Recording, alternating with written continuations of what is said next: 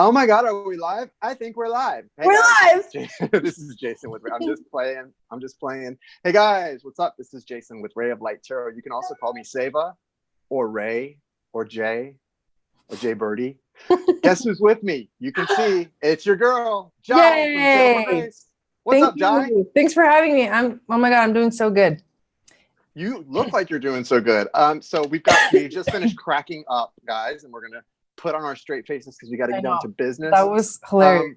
So just so everybody knows, we want to welcome you in, and we're going to be taking your questions tonight. For those of you who have not made a love donation to get on the list, you know what to do. We've got 5 people on the list so far, and Jai wants you all to know that she brought the refreshments tonight.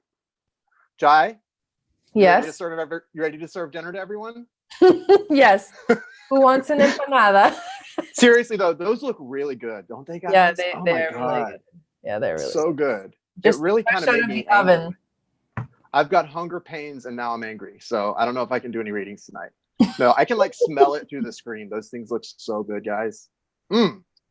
So Dawn is in the other room eating dinner. Well, we're gonna do readings. So Jai, we were talking a little bit today about what's been going on, because it feels like we've come out of these eclipses, right? Mercury's direct, thank God, right? You being Gemini, yeah. And we're both, I think you and I both are feeling, yes, energetically a little drained, but really on a mission to get your life, so much good changes and propelling ourselves forward. And part of that might be Leo season. I don't know. Maybe what? Leo season itself, the sun in Leo. Yeah, I think it does bring a little bit of that, but I think there's extra energy right now with all the other alignments. A lot of good stuff going on. Yeah, that are making people kind of feel like they're freaking out. People are freaking out. Yeah, some people are freaking out. That's true. I think we talked a little bit about this, guys, with the Lionsgate portal. There's really a lot of interesting energies. The Lionsgate portal that happens every year this time is really interesting. And I mean, I don't know, you're on your way to being a true astrologer, I think. And I can't wait to see you embrace that part of your life, because you're going to be amazing. But I think you're already more astute at this than I am. But my understanding about Lionsgate is just, a lot. It definitely opens a portal when it comes to soulmates, twin souls, for the masculine and feminine to have a potential for good communication should they want to. It's also because things are just aligning. I guess there's a certain alignment that happens or something. I don't really know. So I actually, I didn't know much about the Lionsgate, and I kind of studied up on it. And that's something that I don't know if you guys have been noticing this, and this is something that's been going on for me, but there are certain things that I hear about that I want to know more about, that I want to have the knowledge of. And lately, those are the things I've been researching. I've been looking them up. I've been trying to find videos on it. And I think a lot of people are getting inspired by wanting to know more, having more knowledge. So I looked up on it, and the Lionsgate is it's kind of it's a portal. It's a portal that happens around this time every year. And it has to do with the star system Sirius. The Sirius star system actually has 2 stars. There's Sirius A and then there's Sirius B. And Sirius B, I think that's how it is. But I also know that Sirius B is connected to our sun in some way. It's very significant, and they kind of act like twins themselves. It's almost like they're interesting. Yeah, it's really cool. But there's a time during the year where they align very closely together. So in certain parts of the world, when the sun is rising, you can actually see the star Sirius B rising right before our sun rises, because they start kind of rising at the same time. Oh, wow. But this moment where they are connected like that, where they're having a conversation, they're aligning energetically and astrologically, that's the Lionsgate. And it's also, I think I've also heard it referred to as the North Star, but I'm not sure. But what I know about historically in Egypt, this is the story that I heard that I thought was the most fascinating about this Lionsgate. Mm-hmm. In Egypt, the pyramids of Giza are built. The pyramid of Giza is built so that there's a certain point during the year where its point points directly towards the star Sirius B. And that was the time in Egypt where when they saw that star lining up with the pyramid, they knew that the floods were going to come. I mean, they believed, you know, was a god. So the god was going to come and flood the waters of the Nile River. And so everything would literally get watered because it's such a pretty dry amazing area. Yeah. Yeah. And so that was their way of like, and then everything started manifesting. Everything became abundant. You know, the harvest started, everything started growing. And there was this energy of fertility. It was a very powerful time, like fertile time. And so for us, what it means for us in our own personal lives is that we are at a point right now where energies, like the energy to manifest, the potential to manifest, to create, to make from nothing to something is so powerful that we have to be careful with how we think, how we feel, what are we? Yeah, because it's exciting, but it's also a warning, because you can manifest things you don't want to manifest with your thoughts. Because it's like you're gonna manifest no matter what. That's the thing. That's the Lionsgate. This is the time to manifest, like massively manifest, and you're doing it whether you want to or not. Like you talk about the law of attraction. Right. Yeah, and that's why I think my angels and spirit guides have been like kind of pushing me towards you a lot recently. But you know, I think they know I'm trying to do some amazing things in life, as are you. And you have to align with people who are in your vibration right now to keep you manifesting some amazing things. Yes. And get away from low vibration. High vibe. Yeah. Like don't hang around anyone that makes you feel down, you know, that brings you down, that activates, you know, negative energy in your life that, you know, it's not high vibing, you know it, and you can feel it, and it's an intuitive feeling. So that's another thing I think with the Lionsgate that I'm noticing, especially Leo season 2, but this Lionsgate especially, is seeing through things, seeing through behaviors that are inauthentic, seeing through, even in yourself. Yes, absolutely. In ourselves. I mean, we were talking earlier about that. There's just the shadow self. It's an interesting time to really take note of your shadow self, right? Things are becoming clearer. And I've been talking about that too, like in my videos. In general, beyond this Lionsgate that's happening right now in August, the most powerful day of it, which is important for all of us, is August 8th. So in 2 days, on Thursday, that's going to be a really big manifesting day. 8/8. So okay. If you want, because of this, the number 8. If you're wanting to do any kind of manifesting, that would be the day to do it. Like journal, meditate on that day, so you can create, so it can accelerate the energy of that. Do you have anything planned? I know I told everyone we're probably going to be going live again on Thursday. Do you have anything planned besides that for Thursday evening? No, I haven't planned anything. Yeah, maybe we can talk. Do something. Let's talk about that. We'll talk about it. But yeah, so that's going on Thursday, and I think it closes around maybe the 12th. And the other thing is like that I heard actually on K Moon's channel. I watched her video. She does twin flame stuff too, if you guys want to check her out. She's talking about the alignment of the planet Jupiter and the star. I think the comet. Asteroid. I don't know. Juno is the name of it.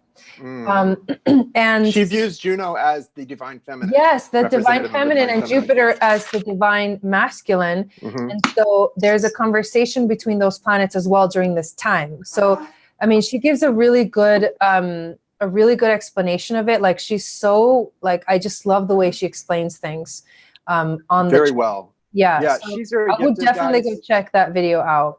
She's the astrologer that I've told a lot of you guys about. She laid my chart on top of my twin souls chart, and she's the one who saw that our north nodes were opposite poles, Aries and Libra, and she came to some very spot on conclusions from that information regarding the journey that I'm on. And it was really exciting and interesting to listen to her. If you are looking for someone who does that type of thing, check her channel out. You would find it very interesting. Yeah, well, that's where I find out that there's also at the same time this beautiful conversation, and it's a time of finding balance too. So the balance between the masculine and the feminine, and also the understanding of like where you stand in that dynamic, and how can you raise yourself to another level where when you interact with people in your life, that you are bringing people up instead of like the other way around. You know what I mean? Yeah.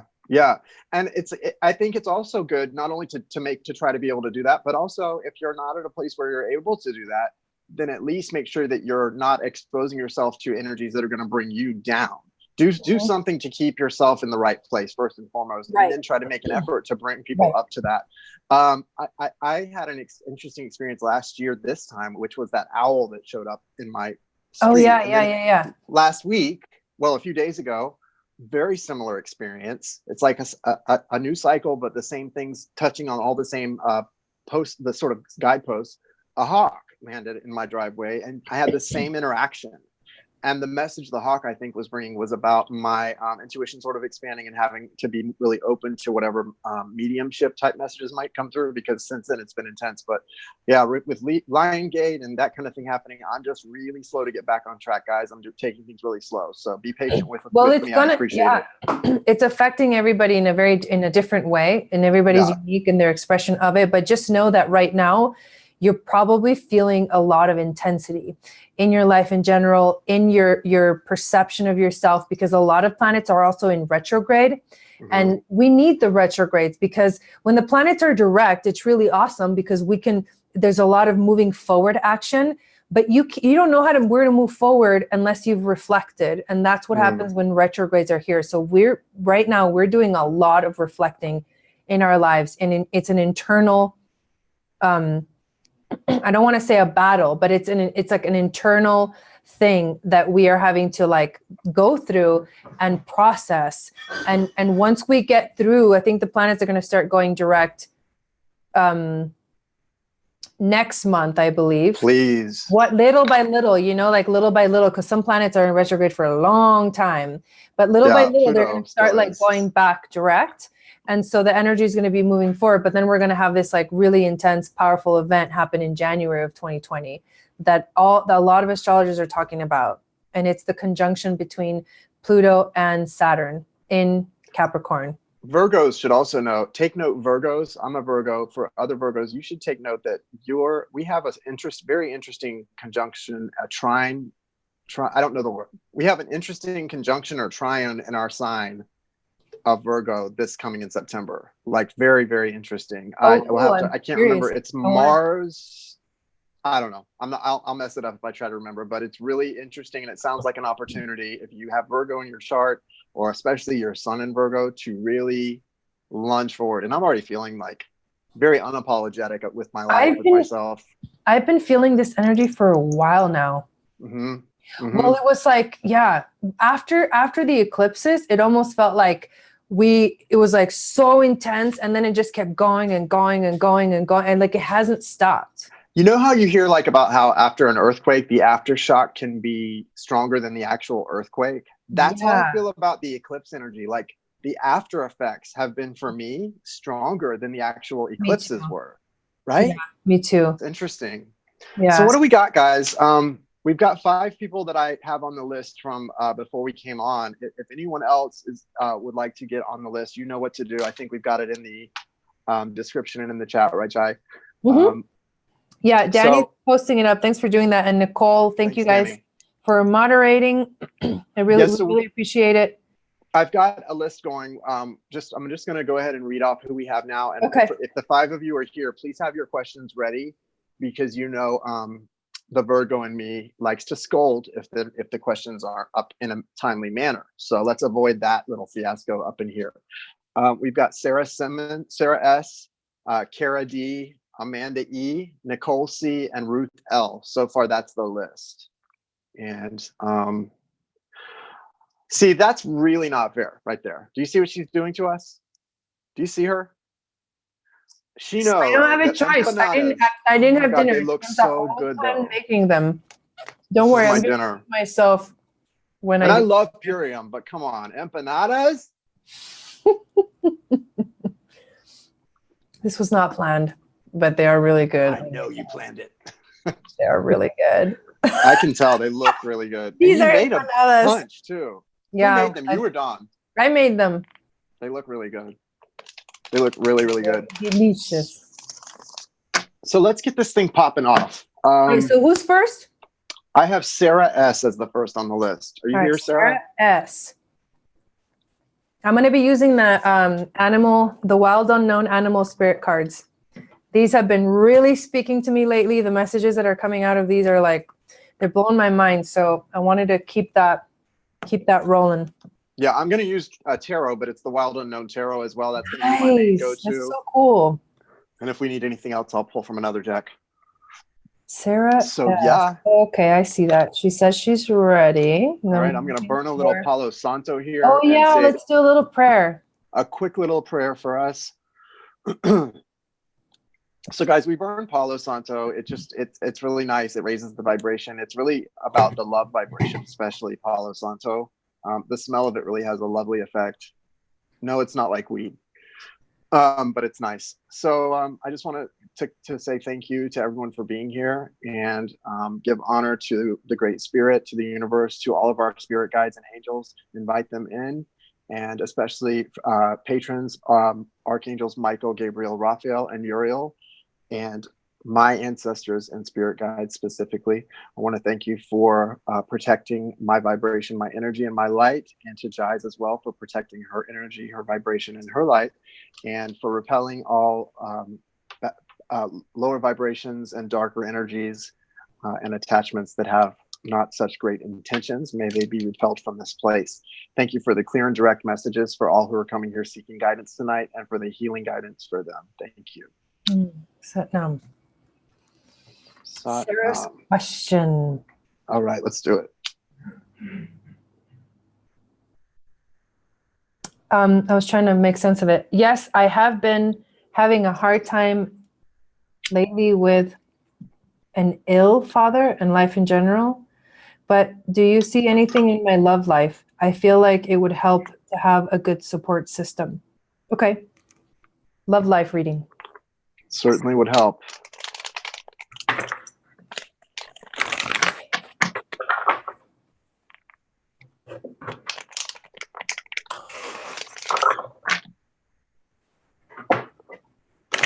It's coming for Sarah and love.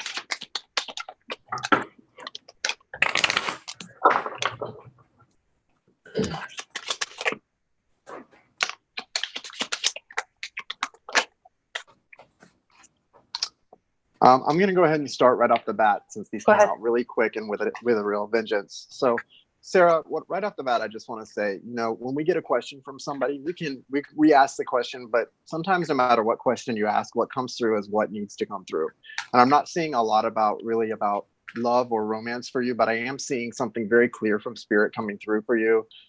That's about comforting you, sort of reassuring you, and letting you know that everything you're going through right now is serving you in such an amazing way that in a few years you're going to look back, or maybe less, you're going to look back and see the growth that you went through, and that it was all worth it. You've got the Star card, which is a major arcana. The Star is one of my favorite cards in tarot. Me too. It's just beautiful, and it represents a transformation. Now, it can represent a wish coming true, right? People wish on stars. It can also represent, you finding love. I don't feel like that's what it's about based on the other cards here. I feel like it's really about the transformation that the Star card represents.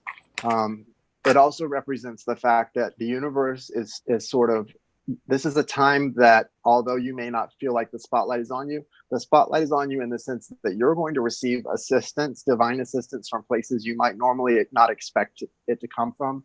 But this is all about transformation, and you coming out of this a transformed and changed individual and stronger than ever. You've also got the Mother of Cups. Now, this is not representative of romantic love to me, and this is representative of your energy.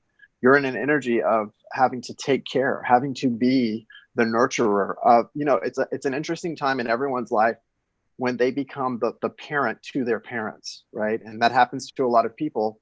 And it's a lot of life lessons that are coming through here. And this is a card that's sort of reassuring you that you're equipped to handle this. Now, also the 5 of Cups is here, and the 10 of Wands. Now, see, with these two cards, this is an acknowledgement that you're in a time that's coming. You're right on the cusp of a tough time. I think the loss of individuals you love can be difficult, or the fear of that.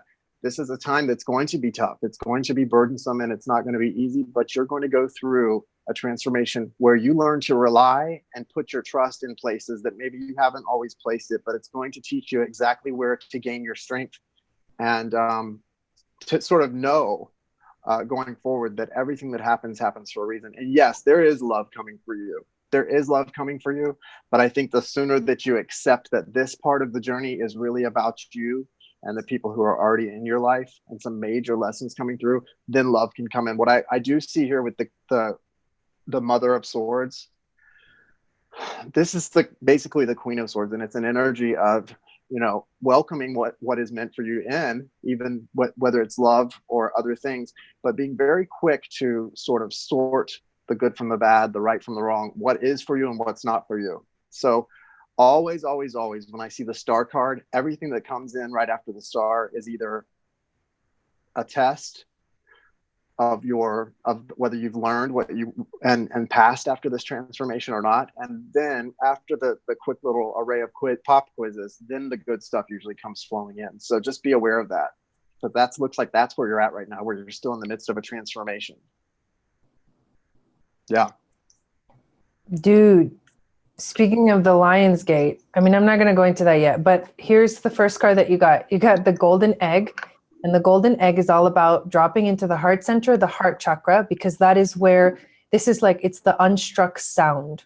And when you connect to this space, it can guide you as to where to go. And I think what you've been trying to do is find something to like look for that feels really good for you, to find your purpose. But you've been feeling a lot of fear because the rabbit is about fear. So there's something that you can do right now to help you get through whatever energies are going on for you that make you feel like, you said something about depression a second ago, is to actually pray. Like if you don't pray, I know a lot of us are like not against praying, but those of us that were raised like with very religious background and have kind of like rebelled against it because we haven't aligned with it, tend to look at things like prayer as like we look down on it because it reminds us of that thing in the past that like tried to control us at one point.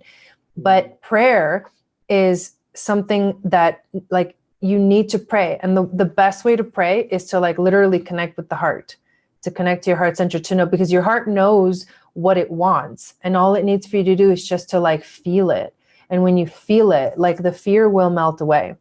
The hyena is really cool because I like when the hyena comes out because it tells you it's about sarcasm and humor and all that stuff. So like making things, a little bit lighter, but of not trying to hide what's underneath the surface.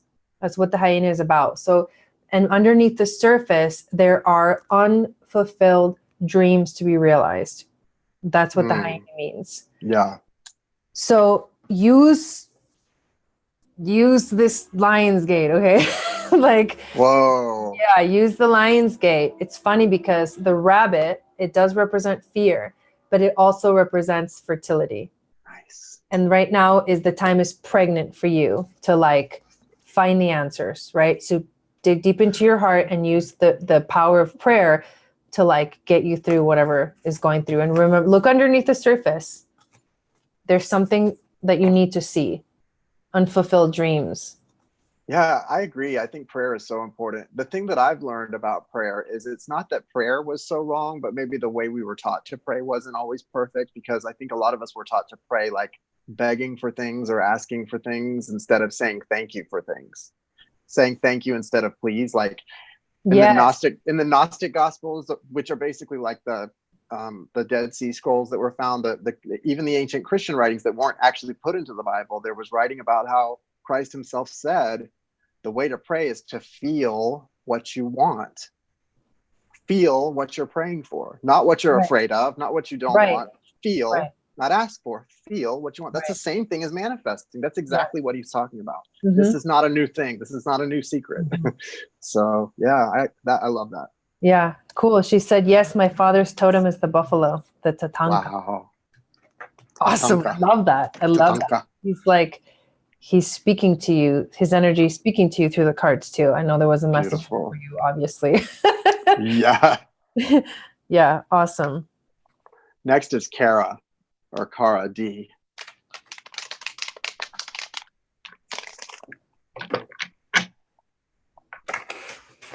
And yes, you guys, the list is still open, and he'll check periodically to see who signs up. So just hang in there if you've made a donation. Yeah, we right now we only have 4 people that we're waiting on to read. Right. Kara or Kara's question: whatever messages Spirit thinks I need, mostly about my spiritual path. Am I on the right path and doing this awakening or transformation thing right? Okay. Just the fact that you're doing it. There's no way to do it wrong. That's the thing. Right. That's the first thing that comes to me is there's no way to do it wrong. No. The fact that you're asking the question is actually like what he says, that you're actually doing it. And the fact that she's woke. Yeah, there's right? so many people aren't. Right. Because it is. It's an awareness shift. And when you have the awareness of what's really going on, that's being awakened. I think for me, I don't know if this helps you, just something I can tell you from my experience. The being awakened, what was great is I can say without a doubt, I have never not known the right thing to do since I've been awakened. Now, I haven't always done the right thing, but I've known I wasn't doing the right thing when I didn't do it. You felt and that wasn't always the case. I knew from in my bones I was doing the wrong thing. And trust your intuition, because your intuition tells you, like, you know, but we just ignore it, you know? Right. But once you're awake, really awake, there's no ignoring it. And like, you just can't get away with it. You can't unplug. You got the Fool card, Kara, which is a great energy. I love this. Nice. You're like a newly hatched chick. Look at that. Seriously, I love it.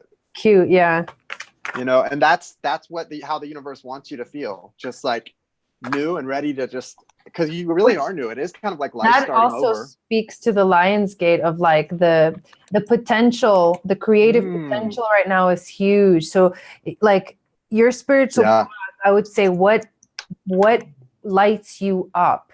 What are the things that you could do even if you didn't get paid for them?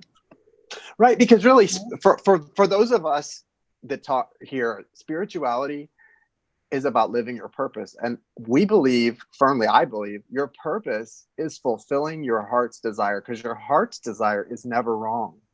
Your heart's desire is the most right thing you can want. Now, you've got the Fool card, and like Jai was talking about Lionsgate and manifesting, the next card you've got is the Magician, which, I mean, that is the manifesting. Oh my God. Right? And so the how horse. awesome is that? Oh, wait, and then it gets even better, the Six of Cups, because that's an energy in this card of for me, the Six of Cups is like, don't forget where you came from, your beginnings, right? You can see those roots. They're just, the roots are growing beneath the surface even more than the tree above the surface, right? And it's like, that's where you can really go back and find your joy. And I don't mean your roots like your family. I mean your roots, where you came from, source, what you came to do, right? Because your family here isn't really your family any more than your family in your soul. You know, they are, but they're no more than other people necessarily. So it's not really about that. It's not like what family you were born into, but there are roots here, and they're very precious. So I love this, and I think for you, it's also about cutting cords, because you do have the Five of Swords here at the bottom of the deck, and in this you can see there's a lot of energy of cutting out what's not serving you. Wow. Right behind that is the Star and the Four of Wands. You've got some really amazing, energy here, Kara. Like, oh my God. You want to talk about woke? You're obviously woke. And Spirit is like, okay, we're going to get her now. This feels like what happened to me right after I woke up. Like, it was like, oh, he's awake now. Let's get him. We've been working on him for years. It's the momentum. Exactly. Yeah. So the bee this adds to your reading so perfectly. The B is about working hard. So now it's time for you to step up. Like things aren't just they do come to you, but there's a lot of work to get done. So it's like the busy bee, like you got to get to work. It's like maintain your focus, your intention. Don't just, don't get distracted is what she's saying. You know what I mean? Like keep your dedication to what you're doing. The elk, you're going to need to be resilient, like on this journey. You are on the right path. It is time to get to work. And then there's a lot of momentum coming. Like there's a lot of momentum. The horse is kind of like the chariot card. And there's this momentum of like, it's going to carry you, but you need to feel your roots, right? You need to be grounded like the elk. You need to be resilient and stable and find your stability in your life and get ready because But like, don't get scared. Like it's not work like you've thought of work your whole life. Not the way you thought of work. It's different work. Yes, exactly. It's mission. It's purpose. It's like fun. And the thing about bees is you can be one little bee, but in the whole like hive or whatever the like a beehive, there's like thousands of bees, and you're not the only one.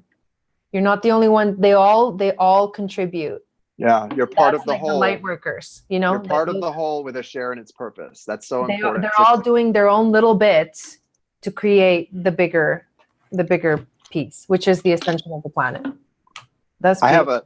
I have a affirmation that I say, and part of the affirmation says to recognize yourself as a person, not as a giant of your dreams or as the coward of your fears, but as a full whole human being who is part of the whole with a share in its purpose. And if you can see yourself in that way, that's not too big, not too small, but just right. You're part of the whole with a share in its purpose. So that's exciting. I think you're definitely doing what you're supposed to be doing. Stay connected. Like Jai said right off the bat, though, just stay connected to your heart and you can't go wrong. If you can stay, because every choice we make is about love or fear or hunger. But no, really, when you face big choices in life, you either are going to choose love or fear. I can look back at my choices and see where I chose either love or fear in most cases, even recently. And I think, if you can stick with love, in most cases, you're on the right track. That's what I believe, at least. She says, I cannot thank you enough. This made me cry. I literally feel so full of light. That's beautiful. Yay. You're welcome. Thank you. Yeah. We appreciate you. Next is Amanda. Amanda E. You're the next contestant. Come on down. You don't know how bad I want an empanada. Sorry. And I don't know of any place here that like makes things like that. You just gotta it's not hard to make. My friend taught me how to make them the little like dough 5 years ago. Comes made already. Okay, Amanda's question. I'm wanting to know if my Pisces will reach out and finally tell me the truth about how she feels about me. And if she does, will we have a good connection? I've been waiting years. Will Amanda's Pisces reach out and tell her how she feels? Why have you been waiting years? Yeah, wait, why are you waiting for years for someone? That's my initial. Okay, so like I'll when I read your questions, you guys, like I'm just telling you something about myself, okay? The red flags come out like that to me, okay? Like that's your gift, though. You discern right away. And I've learned that I usually like keep my mouth shut, but lately I've been noticing that I can't, and I need to just say what comes. And the first thing that comes to me is, why have you been waiting for years for someone? I'm so glad you do that now, though, because I remember when we first started, you were already really amazing. But I remember saying to you, interrupt me, say what you've got. Is like, do it. Right. Say it. I can feel you've got something to say, and it's like, what you're doing. Like that's your gift. And what you're doing is you're cutting to the heart of the true issue. Right. That's exactly what's going on. That's so important. Yeah. So let's see what the cards say. But that's just the first thing that comes up. Three of Swords. Question. 3 of Swords. So you're still heartbroken. That's why you're waiting. Well, that's why you're waiting. And guess what? That's also reflecting, that's why you're still heartbroken. I mean, it's the chicken or the egg syndrome. What came first? Yeah. We don't know what comes first, but somebody has to change something here, right? That's the thing. Something's got to shift, Amanda. And now you do have the moon card. So I think that's a confirmation that what you already know, which is that there are strong feelings here that have not been expressed to you, right? I understand that energy of knowing someone loves you very much, but they're no longer willing to express that. But you know what you have to do is, it's not about what I was talking about this today to somebody. It's not about whether someone loves you. It's about their unwillingness to fight for this. They can love you until you're 6 feet under, but if they're not willing to fight for this, it doesn't really matter how they feel about you, because you're willing to fight for it and they're not. That's all you need to know. So you've also got the Father of Cups, which is a masculine, loving energy, and the Father of Swords. So strong masculine energy here, which the masculine is about action. Okay, so it's cups and swords. That's water energy and air energy. Those are the elements, water and air, which are emotions and thoughts and actions. So there's definitely an energy of acting on your own emotions here.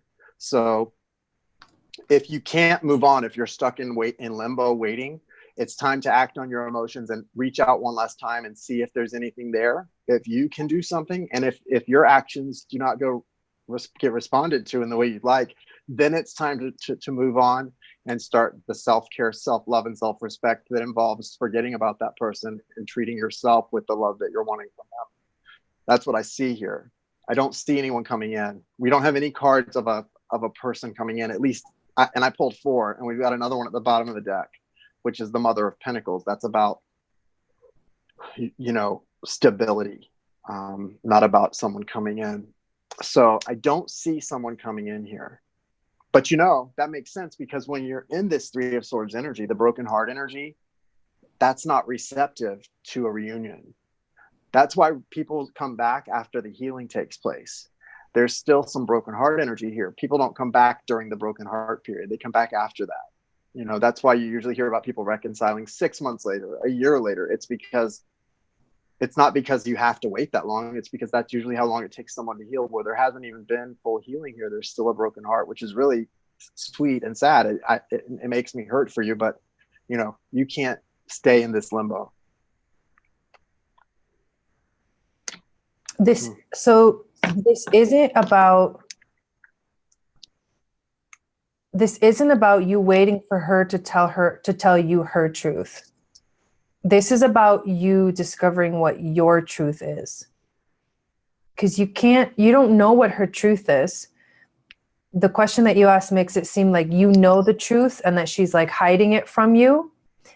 And there's absolutely no way, you know what I mean, for you to like totally, completely, 100% know that you're completely sure about what her truth is. Well, don't you think she knows that person loves her? She just, if they're not willing to fight for her, though, it doesn't matter how.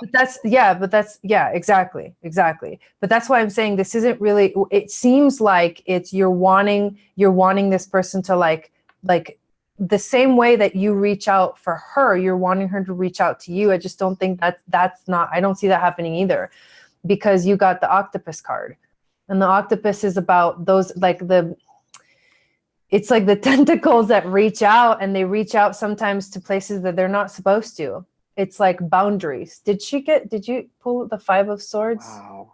Did you pull? No, I didn't pull the 5 of Swords. It was the 3 of Swords. But that's exactly about, don't go for after love. Let love come to you. Right. Like the octopus is about like reaching to like too much for someone, to the point where like they're not even going to be interested, because it does, you know what I mean? It's like they feel this, like you're encroaching on them. But it can also be that the opposite, where other people are doing that to you.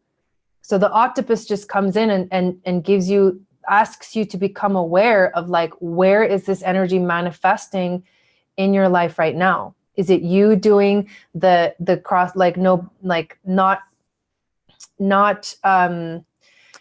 having clear boundaries with people, and like continuously going for something when there's no reciprocation of that love or that attention of like whatever you're wanting to give this person?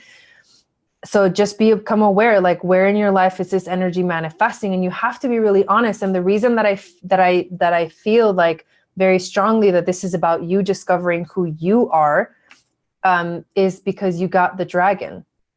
And the dragon is the main card of this deck. And it's about seeing your true self and also balancing the ego. I think I'm going to read this one because it's so epic. Wow. Yeah, please read that. The dragon sees everything. Its essence has been with us since before our first breath and will be there till our last. It watches us navigate the external world as well as our inner world. When dragon energy is awakened, we are courageous, visionary, and can easily drop into witness consciousness. By the way, the lion came out for you too. It is almost as if we are traveling with a great friend inside of ourselves. When we look in the mirror, deep into our eyes, we may even glimpse the self behind the self, the one who is watching us. This is the power of the dragon, breathing transformative fire. This is like fire season, into every cell of our bodies. Witnessing this omnipotent energy, even for a brief moment, helps us surrender and let go. We let the dragon guide us. We hop on its back for a ride. And as we traverse even the most difficult terrain, the dragon's eyes see beauty everywhere. It is said that if a yogi does not see beauty in the world, their inner fire is dim. And so this is about sparking your inner fire and about discovering that, you know, your truth, like your inner fire is not about, you know, someone else. It's about you. It's about you activating it yourself. And this is the time, you know what I mean? This card's probably going to keep coming up. I should just leave it out. That's, yeah, probably. But this is the time. So you have to be careful with the time right now. And you have to be careful. What are you focusing your energy on? What are you focusing your energy on? Are you seeing what's going on, like, from a higher perspective?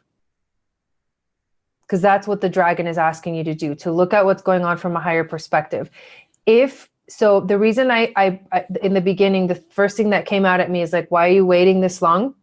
The reason I say that is because a lot of people, they will end up spending a lot of time focusing and waiting for someone to turn around and come back to them, or to give back to them what they are giving now. And they end up wasting a lot of time that they could have used on, like, working on themselves. Totally. You know what I mean? Yeah, like, so like true. Letting go of the things that don't, like, it's almost like it stops time when you wait for something to happen, especially when it has to do with someone else who has free will. So true, Jai. And see, the thing is, like, Amanda, I get it. I mean, I've been in your shoes. I know it's hard, especially when you know that you and this other person have a very strong love and affection for each other that maybe is unlike no other. But like I said, it really, for me, comes down to this. If the love is there, that's great. But more than the love, is there a mutual willingness to make this? If everything was mutual, you would be together. Right. So it's not the love that's not there, but there's not a willingness, an equal willingness to fight for this or to fix it. And actions speak way louder than words. Yep. If she's not, like, so you asked, is she finally going to reach out and tell you the truth about how she feels about you? If she hasn't reached out and told you the truth about how she feels about you, then you're not important enough for that to happen.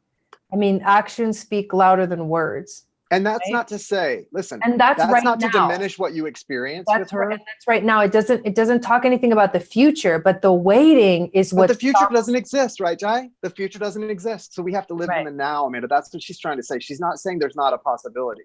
She's saying we live in the now. Well, exactly. And what you're seeing is clearer than you think. What you're seeing is clearer than you think. So just like see it with clarity. That's the dragon, right? It's all about the eye, the freaking eye. Like, it's like open your eyes. And it hurts, but it feels good too. Look at it, but from a higher perspective. Look at the situation from a higher perspective. There's nothing wrong. Do you know what I mean? And no, there it is. See, that's there. She just hit it on the head. There's nothing wrong. When you get to that place, there's actually nothing wrong. And I guarantee you, it's only going to take you getting this one time. They say this to people when they go into rehab to go through detox. I know you feel bad, but you're only going to have to feel this one time in your life. You never have to go through this again. It's only going to take you getting this in here and up here one time. You will never go through this again, because you will never overextend yourself again. Ever. This is such an important time for us to work on ourselves. This is a really important time for us to work on ourselves. Like, just do me a favor and make sure that that also becomes your focus. Yeah, it has to be taken and turned inward, Amanda. Please do that for yourself, because, you know, where I was at a few months back, I was where you're at. I was, you know, when you experience love so strong, but with someone that's soul level like that, you know, it's special, right? And it doesn't diminish what you experience. The fact that you're waiting and this person isn't showing it to you anymore, it doesn't diminish what the time when they did, when you both were equal together. What it means, though, is your lesson is not the same lesson as theirs. Their lesson will come later. Your lesson is right now. There is a lesson. There's definitely a lesson. Oh, there's a lesson. There's a lesson here between the two souls that are interacting. But it is so true that it's not the same lesson for both people. Nope. And hers is coming right now. Lesson. Yeah. And yours is yours is revealing itself to you. Yeah. Yeah. Awesome. It's exciting. Get excited about this, because you're actually going to grow so much, and you're going to see. Yeah. Guess what happens every time you get these big, painful soul lessons? The abundance flows into that empty space that person left. Trust me. Trust me. You're going to see so much freaking abundance flow in. You're not going to know what to do with yourself, but it can't flow in as long as you're waiting for that person. You're just like Jai said, it's like you're making time stand still, and it can't. You've got to free up that space. I've been seeing people in my life now so clearly that are overextending themselves because they just love someone, but that person doesn't return that.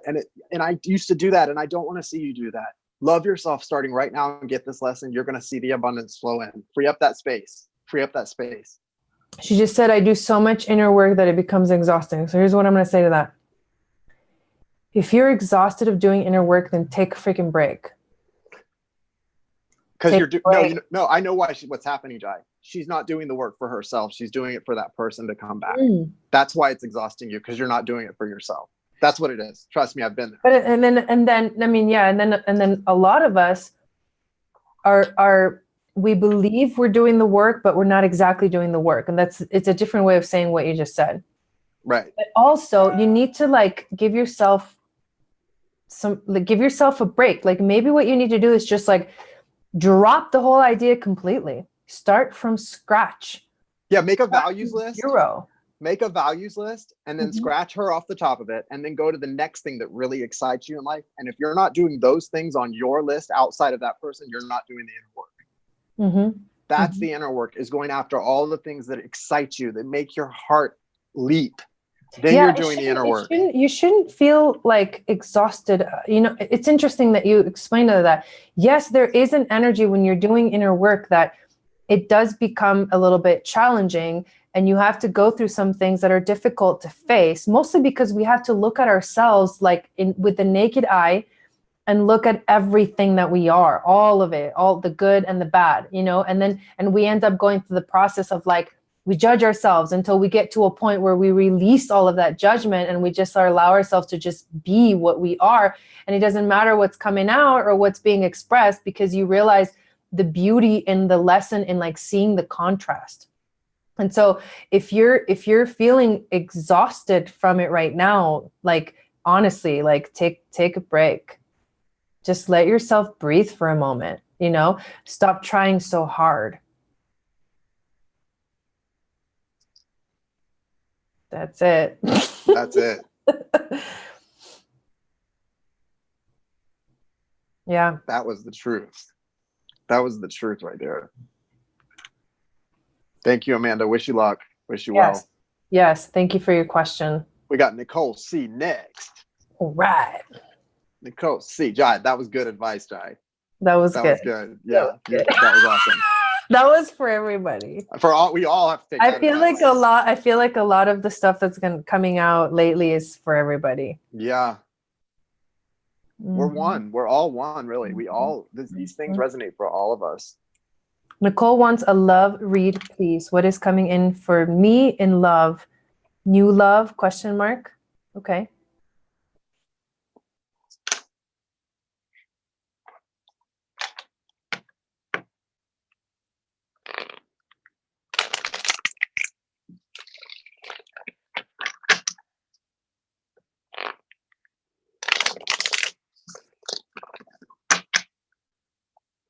What's coming for Nicole in love, please? Two of Cups. 10 of Cups. Wow. Mother of Pentacles. Dang, Nicole, what are you vibrating? Ace of Cups, Daughter of Swords. Okay. What? Wow. Dang. I'm not lying. Look, Ace of Cups, Ace of Swords, 2 of Cups, 10 of Cups. What? I'm not, I swear to God. And then she's got Daughter of Swords and Mother of Pentacles. So this is really nice. I think, you know, I don't know what you're focusing on here with this Mother of Pentacles energy, but obviously it's working for you. The Ace of Swords right along with the Ace of Cups. And the Ace of Swords came out first. So in order for all of this to flow in, the only thing standing in the way is this new understanding, this new perspective. So there is some kind of perspective that's got to come in first, Nicole, that's not totally here. But yes, this side's looking pretty good. I don't know what else to say. You do have the 6 of Cups in reverse at the bottom of the deck. Make sure that you are not holding on to past ideas, especially with this Ace of Swords needing to come in. Make sure you're not holding on to past ideas or preconceived ideas about what love should look like. You know what I mean? What the universe is going to give you something. The universe always does better than we could have ever imagined. God loves to make things 10 times better than you thought it could be, because then you can't claim the credit, and then you know that you didn't manifest this on your own. So this new perspective has to do with making sure that you're not holding on to an idea of what this should look like, but really looks good. The owl here in the Daughter of Swords also tells me that you're doing a lot of balancing here. Allow your intuition and your feminine energy to not be overwhelmed by your masculine assertiveness that seems to be coming in Leo season, right? I feel we're all kind of getting assertive and just very hard-lined about our decisions, which is good, especially if you're not normally like that, I think. But make sure that there's a balance to your energies, to the energies there. Jai, what do you have? I got the Turtle and the Scorpion. So I'm going to be bold and I'm going to say that, well, the Turtle is an ancient soul. So whatever's coming, this energy that's coming, this person is going to be a soulmate. I feel like I think it is going to be a soulmate, and it's represented here by the Turtle. And it could be someone that it's almost like, this is the experience that I've had in my current relationship. It feels like our whole lives, we were getting ready to meet, because there was like, I was getting ready in this certain way and he was getting ready in this other certain way. And finally, when we met, there's a purpose for us to do work together. And so that means that we've known each other for many, many lifetimes. We've been doing work together for many, many lifetimes. And that's what I'm feeling in this Turtle. Listen, I want to say this about you and Dawn too. You know, guys, how you can tell a love is so authentic and beautiful between two people? Well, how I can tell? It doesn't make me roll my eyes. It doesn't make me roll my eyes. It doesn't gross me out. Like with their love, I'm like, oh, that is where you like aspire. Like, that's what I want. I want to find somebody that just makes me laugh. That I'm that you fit like this. Like, it's just cool. There's no easy.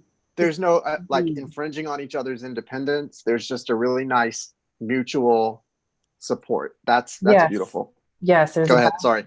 It's all good. So that's the Turtle energy, an ancient soul, soulmate. And then the Scorpion in this reading, I feel like it's the passion because there's something about, you know, with all the cards that she got over there, especially the 10 of Cups and the 2 of Cups, and like all of that is very like, there's passionate energy.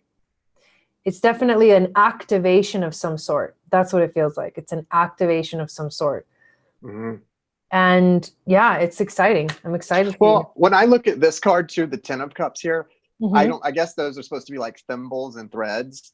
And you know, the threads, they're like all the heart, the chakras, and it's all those threads, the heart thread. It's not just the heart, that all those chakras are connecting, right? The threads are connecting. Now the heart, maybe, I don't know what your connection is right now, but there's always, like she said, this is a soulmate for sure. This is something that there's a connection there.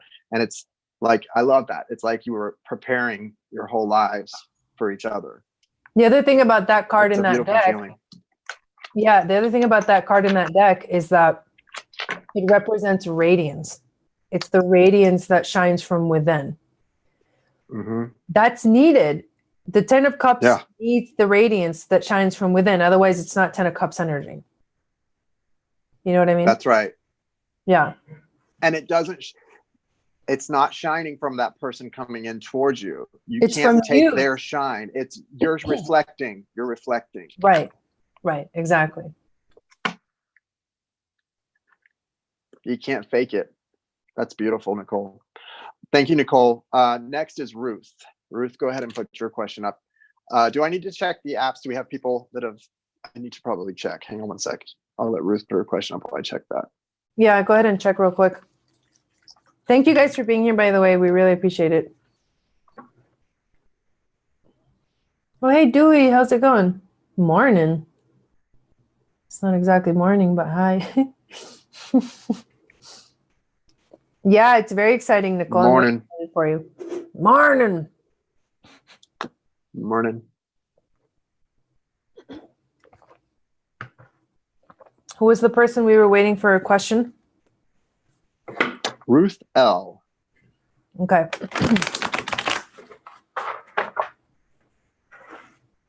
And if she is she there? I don't. Well, what's the name? I don't know. I don't see a Ruth. Oh, there it is. I see a Ruth. Hey, K Moon, how's it going? Love you too. Yeah, aren't these amazing? I really want to connect with you, K Moon. Is it okay if Jason gives you my number?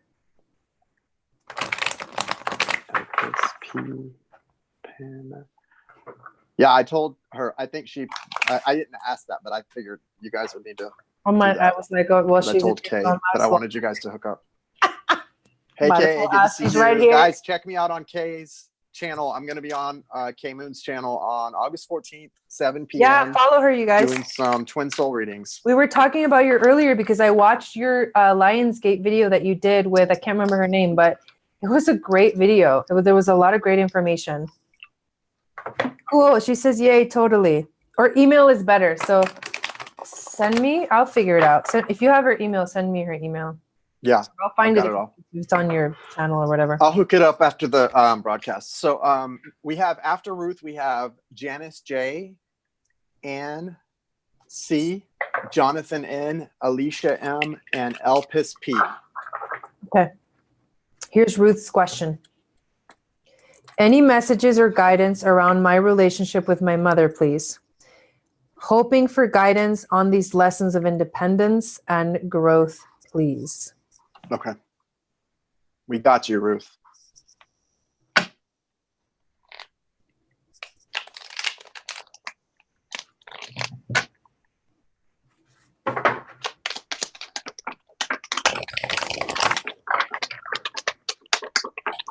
I can't wait to hang out with my girl Kay when I get to NYC. Yeah, yes. It's going to be so much fun. Wow, 2 majors. I see what this is about. What are they? The Magician and the Wheel of Fortune. Oh my God. Yeah. Whoa. The Star and the Fool. 4 majors. What? 5. Make that 5. Ooh. Bottom of the deck is the Moon. Ruth. Spirit does not play when it comes to parents and children, you guys. Wow. Holy Mother of God. I'm telling you. Look at this. These 2 out of Wait. All the cards. Yep. Like, dude. Wow. Whoa. Yeah, that's interesting. So Yeah. where Go you're on, at, go on, the go on. overriding energy, the moon, and the eight of wands in reverse behind that. Okay. So, clearly there's a lack of communication here, right? Or a lack of good communication. The eight of wands represents forward movement, communication. It can even represent travel. It's all about things happening. When it's in reverse, that's a standstill, being at a standstill with someone. So you didn't say what's going on in your relationship with her, but based on that, I'm assuming pretty clearly, and it feels like you're not communicating well at all, if at all. And the moon represents a lot of things that need to be discussed and hashed out that are not being discussed, things which aren't being addressed. It represents feelings that aren't being expressed, and it also represents secrets. Okay. I'm hearing it's no secret how they're feeling about each other right now. So that's not good. But there's a lot of unexpressed things with the magician here. Upright. These are all upright. The magician is here saying that you guys can fix this. You don't have to listen. Here's the thing. It's so important that we get this as we shift into adulthood and then age through our lives. We don't have to have the same relationship with our parents that we had when we were under their roof or in college, whatever. You don't have to be their best friend. You don't have to be close to them. You don't have to talk every day. It's possible to have a peaceful relationship with your parents as when you're both adults that doesn't require a lot of communication even. It's really up to you the kind of relationship you want to have with this person. It's really up to you the kind of relationship you want to have with this person, even your mother, now that you're an adult. And it doesn't have to be all or nothing is what it feels like the message is. And you decide what that needs to be for you, what your boundaries are, and set clear boundaries. Okay. Set clear boundaries with her, just like you would with any other person in your life. Okay. Yeah. She gave birth to you. Okay. What have you done for me lately? I'm just kidding.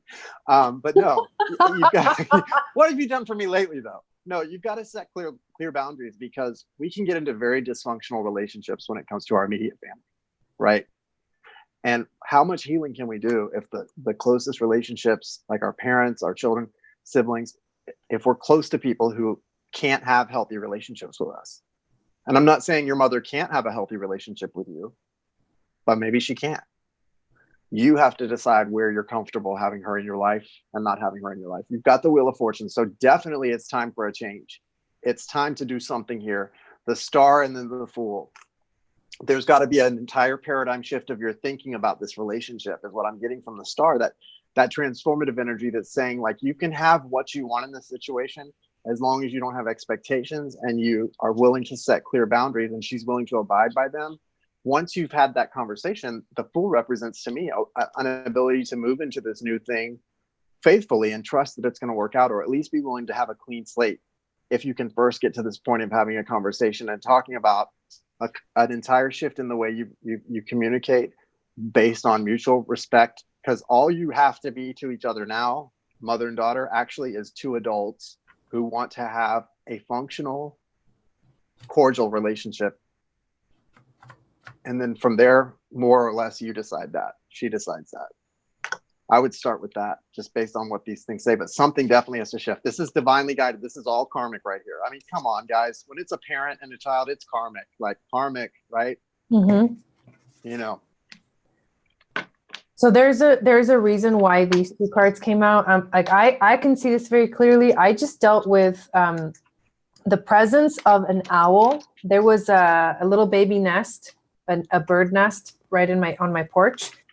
And the owl would come every night and like basically threaten to like take little baby birds.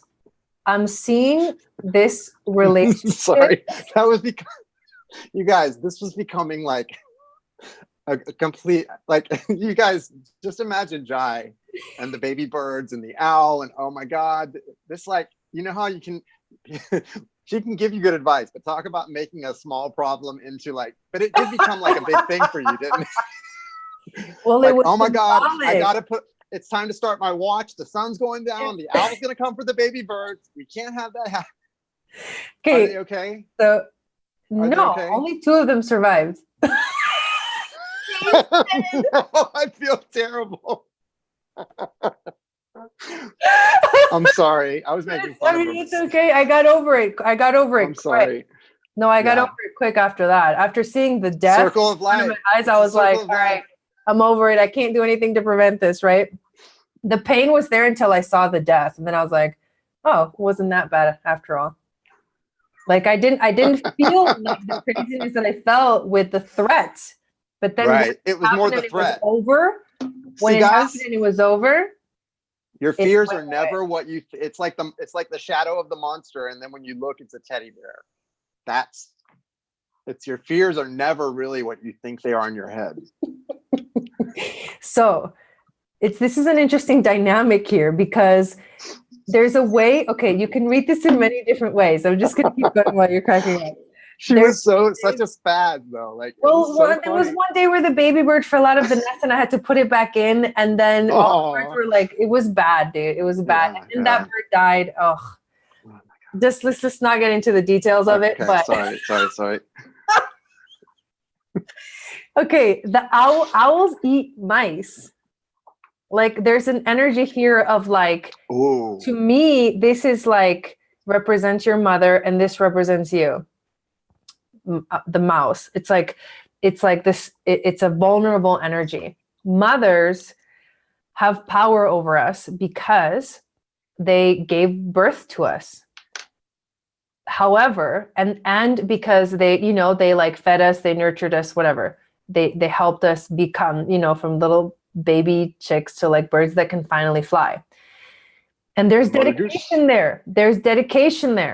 Right? And that's important. However, there comes a point where there has to be a acknowledgement of the child as an individual that can make its own decisions and, manifest its own reality and step into adulthood, step into independence. You were talking about independence, right?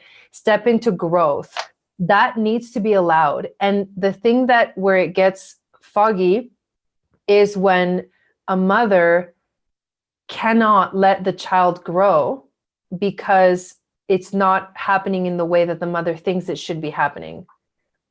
And that's where it gets like funky, because then the child's not allowed to become their ultimate potential because there's a block there. There's an energy of block there. But this is what I feel. I feel like it's like sometimes it can be threatening like that. The power over us feels real and it feels threatening. But here's another thing about the mouse. I'm going to connect the mouse energy with the story in the Chinese zodiac, the mouse/rat. Okay. There's no mouse in the story of the Chinese zodiac, but to me, this is speaking to me of the rat too. Okay. So the rat actually wins the race. I don't know if you guys know this about the Chinese zodiac. It's the story of a race where all the animals that are in the Chinese zodiac go on a race. And it's the story of who wins and how they win, and how each animal, the way that they go through the race teaches you about who you are in life. Well, the rat actually wins the race. And the only reason I'm saying that is I'm bringing this to you is because the way that you're going to awaken into your power, right? Because this is not who you are. It's like, you are honestly like owl energy, because the owl is about your intuition and it's about being in your power and it's about the sacred divine feminine. That's what the owl represents. But right now you feel like the mouse. And so this is a threatening energy. Okay. This is another reading coming through. However, in order for you to step into your full power and your independence and grow as a person, as a human, as an individual in the world, you have to see your inner beauty. That's the peacock. And you have to become the lion, right? Like go from this energy to this energy where you become the peacock. Yeah. You become courageous. Yeah, it's beautiful. And you become courageous and you see their inner beauty and you're able to assimilate everything that happens. So you're transforming from this energy into this energy. And it's about stepping into your power. So that's how you do it. It has nothing to do with your mom. It has everything to do with you and how you feel on the inside and your power that shines from within. Because when you start to change, the relationship will start to change. This goes for everybody, but you know what I mean? Yep. That's true. Yeah. Dude, that peacock is sexy. That's a sexy peacock right there, y'all. Look at that. But anyways, that's what came out. I hope that resonated with you. I don't know. There was kind of a lot coming. There's more, but I don't want to keep talking. That was enough. Well, there's only so much we can say about it. And there is, I feel a lot too from you, but I think and you got it. She's the owl now too. And it's all about, like you said, the parents want to, how long can this mother try to hold on to control? Like, you can't control your children once they're adults. And also, as the child of, when you're a kid, as a teenager, you get irritated with your parents at everything they do. There's also a thing that a child goes through as you become an adult, where you start to realize your parents were not here, put on this earth just to be your parent. They're a whole human being with problems and everything else that have nothing to do with you. So it goes both ways, but definitely we got to let go of that control. They've got to let go of the control. And the thing is that they might not. I mean, think about yourself as a mother. Like, not all of us are mothers, but you can imagine, right? Like, we all have an image. Think about yourself as a mother. Think about what it takes for a mother to like let go of that control. Like, it takes some like major trust in the universe. And a lot of our mothers, I mean, my generation and like around my age, it was a whole nother world and a whole nother dynamic, a whole nother structure that they were raised with, that doesn't understand, that doesn't see the big picture. And that's why there's a disconnect. And that's why there comes a point where you have to allow yourself to just go your own way, walk your own path, and do your own thing, and trust that you will be taken care of, like by the universe. And that, my mom's pretty good with whether you have a good relationship with your mother or not. My mom's pretty good, but she rarely likes people I date, like guys that I date. She's very like, seriously, couldn't do better than that. Like, you know what I mean? Like, just how she is. Well, mothers will always do that, right? Because they want what's best for you. And the guys she tries to introduce me to, that's hilarious. That's hilarious. Like, they're nice guys, but it's not my type. Yeah. Well, there's a lot more. The good thing is that there's a lot more awakened mothers now, more than ever, that are actually doing the work and allowing their children to like be who they came to be, not who they want them to be. Awesome. Thank you, Ruth. Cool. Janice.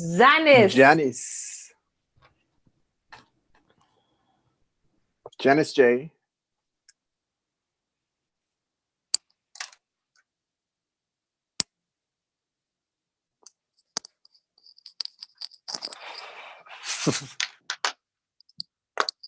It's so not fair, guys.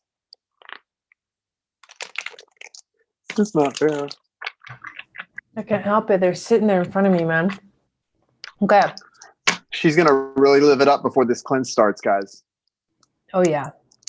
Hella. Time too. I'm going to Wits tomorrow, getting some frozen custard with apples and hot caramel. Don't try to stop me. Oh, my God. I've actually been losing weight. And it's just thought. It's just the thought that I'm getting ready to lose weight that's already helping me lose weight. It does.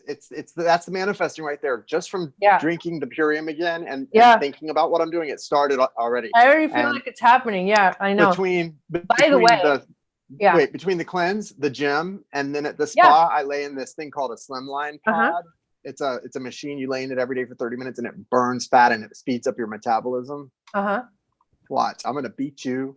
Nah. I'm gonna beat you. Okay, what were you gonna say? What I was gonna say is, you guys that are watching, if you want to join us, we're doing a cleanse on the 15th of August. All the information is on. You go to my channel, subscribe if you'd like.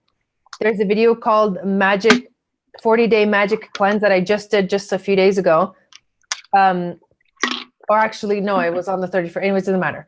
But watch that video because it gives you all the information, and make sure you get your products ordered ASAP. Yeah, you've got time, but do it. Go ahead and order your products, guys. We're starting on the 15th. Okay, so you need to order them.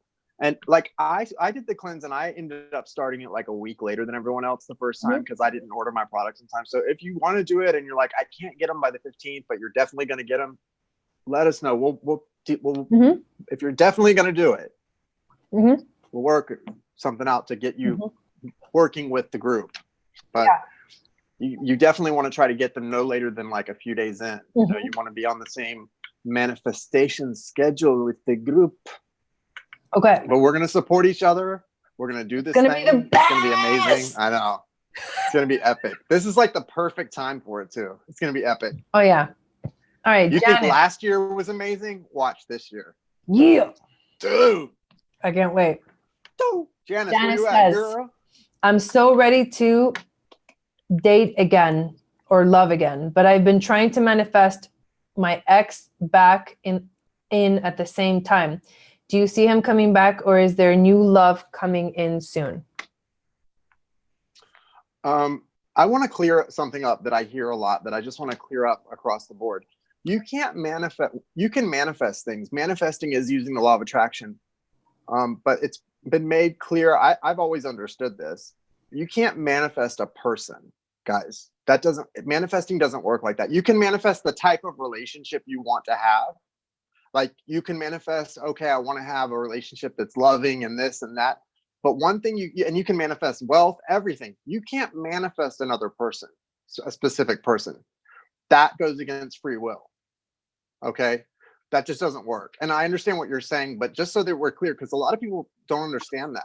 That's why like Abraham Hicks talks about soulmates and stuff. And when she talks about manifesting relationships, she's talking about using the feelings that you want to have, the type of relationship you want to have, but not a specific person, because it's a waste of time.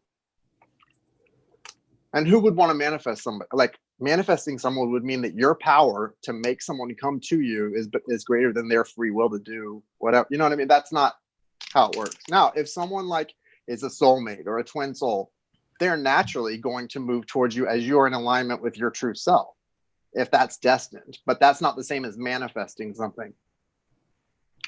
That's not toward you, Janice. I'm just clarifying that because a lot of people have that misunderstanding, and it's important. I think that's important for people to know that. It's kind of crazy to me.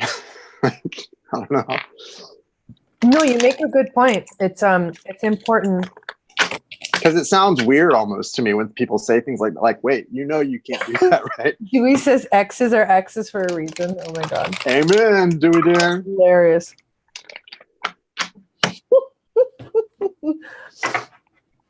All right, let's see. The other thing about that, the other thing about that is that you also can't have both of those things at the same time. So what you're going to focus on is more of what you focus your energy on is what you're moving towards. So if you're ready to date and you want to date, you got to focus on that and only that. If you want to see if your ex wants to get back to you or whatever, like focus on that and only that. You won't be able to do them both at the same time. So we'll see what the cards say. And if you're focusing on the ex coming back and the desire to have that happen, but you try to date, what will happen is the people that the universe could send in for you that would be great for you you're blocking them from coming in. Literally, your energy will block them. What happened to the element of surprise? People don't like it. Kira says the only way to manifest a person's return is to heal all the karma between you and create a space of pure love between you. Satnam. And that's if, and then after doing all that, that's if that person is like a soulmate or someone who's meant to be in your life. Like if that's not what they're meant, doing all those things right would allow you to be in the state for that person to potentially return if they are meant to. But who's to know or say if they're meant to? The cards, the energy, you can see what the energy is, that's for sure.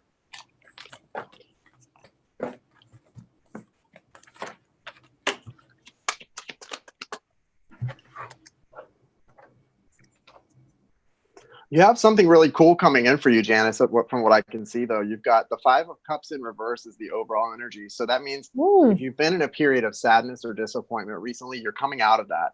And that's a great start for whatever you want to do, whether it's dating or trying to align with, like a soulmate destiny or twin soul destiny. Whatever you're trying to do, coming out of that energy is a big first step, right? So because being in that sadness and disappointment energy is not going to let anything good come in. So that's amazing. You've got the Judgment card up, right? So that represents your journey spiritually, being woke and being aware of what you're doing and what's happening around you. Your journey specifically. Spiritually speaking, you're connected. You've got the Ace of Pentacles and the Son of Wands. What that's telling me is, I don't know who this person, your ex, what their sign is, but with the Ace of Pentacles, the universe is, the divine is offering you a new beginning of something of real value, not just like somebody coming in and out, something valuable, lasting. And it's someone that's very attracted to you. It's fire energy, Aries, Leo, Sagittarius. There's a lot of sexual energy here in this. A lot of sexual energy. So I don't know if that describes your ex, but there is definitely something that's coming in as a result of you being awakened and getting on your path, not of manifesting anyone, but of manifesting your happiness, your abundance. It is bringing things in for you that you want. So that's really good.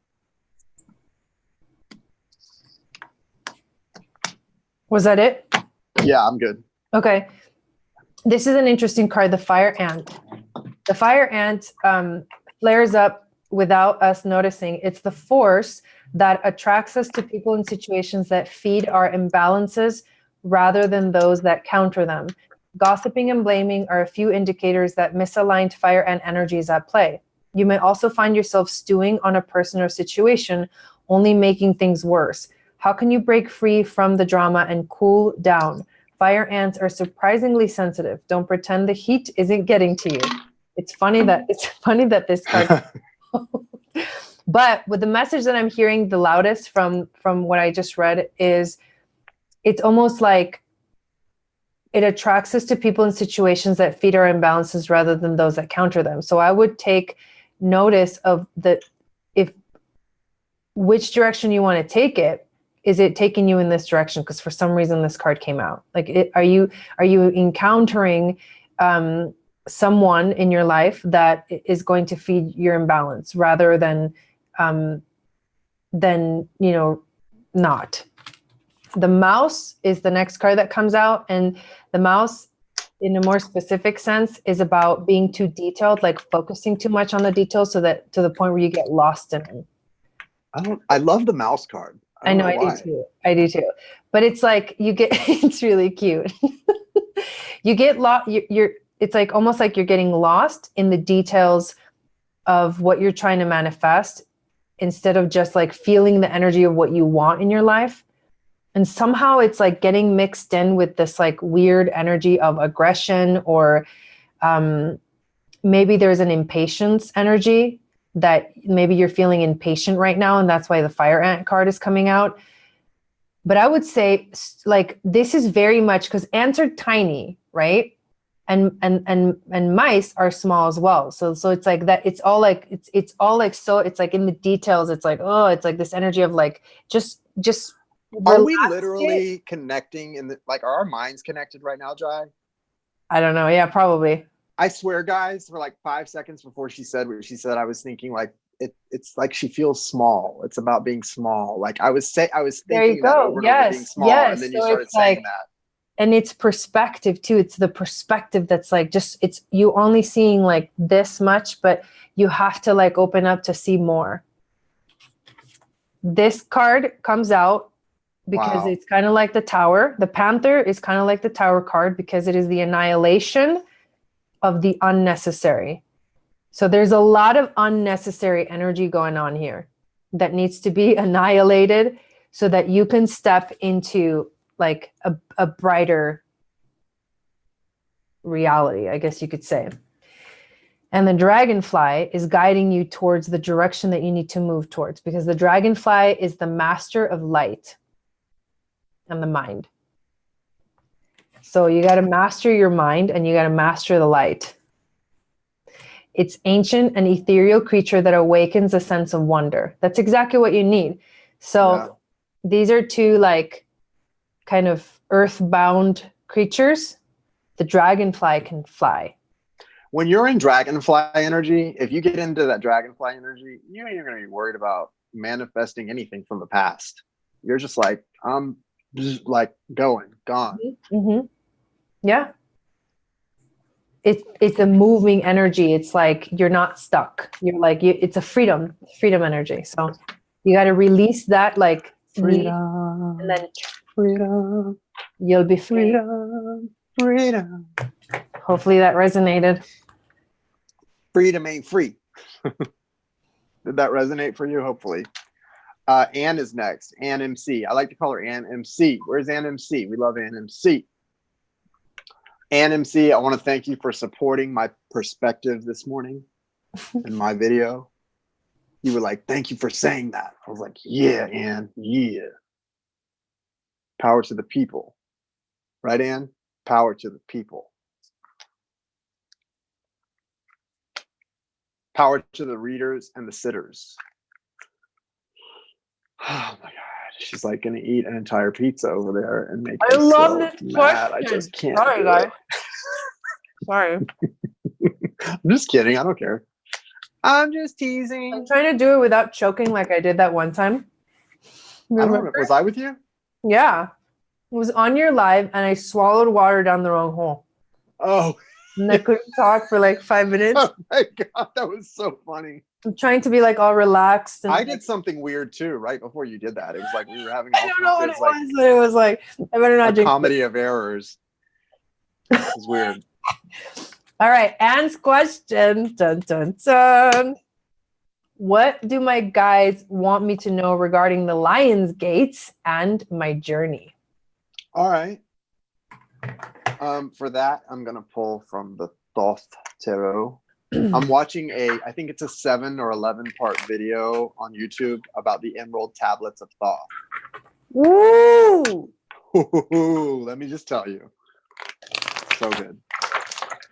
The amount of ancient Egypt and before wisdom and it's like a mystery font, schools, an endless font of mystery schools. Yeah, we're all in the mystery school, by the way. We just don't know it. For sure. This is the modern mystery school. We probably taught that mystery school back in the day. Yes. You know what I'm saying?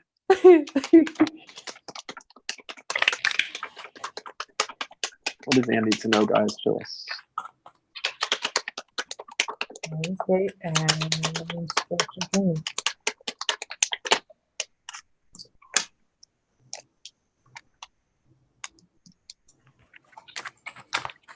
Are you game for love, Ann? Are you game for love? Are you game for love, love? I better not call her love. Ooh, I like it when they fly out. I like it when you call me babe papa. Oh, that's not what you were saying. Okay, so Anne, she likes it when they fly out. I do too. So look what you've got, Anne. You've got the 4 of Wands and the Queen of Swords. So first and foremost, with these being overriding energies, what that's telling me is the energy that Lionsgate wants you to embrace is an energy of being very, very, it's not cutthroat because that's not really the definition of the Queen of Swords, but it is a willingness to peace out. People, things, anything that's not coming to you with the right energy, that's not respecting you, that's not reciprocating anything you offer. Don't dim your light for anyone. And you've got the 4 of Wands, which represents an energy that everything happening right now is leading you to that portal. The 4 of Wands is a portal, but in this deck, it's about completion. It's like the pieces of a pie being completed by the 4 Wands. See that? And can you see that pieces? It's like a pie. So it's completion. The word at the bottom of this card is completion. Okay. So you're being led to your completion, spiritual completion.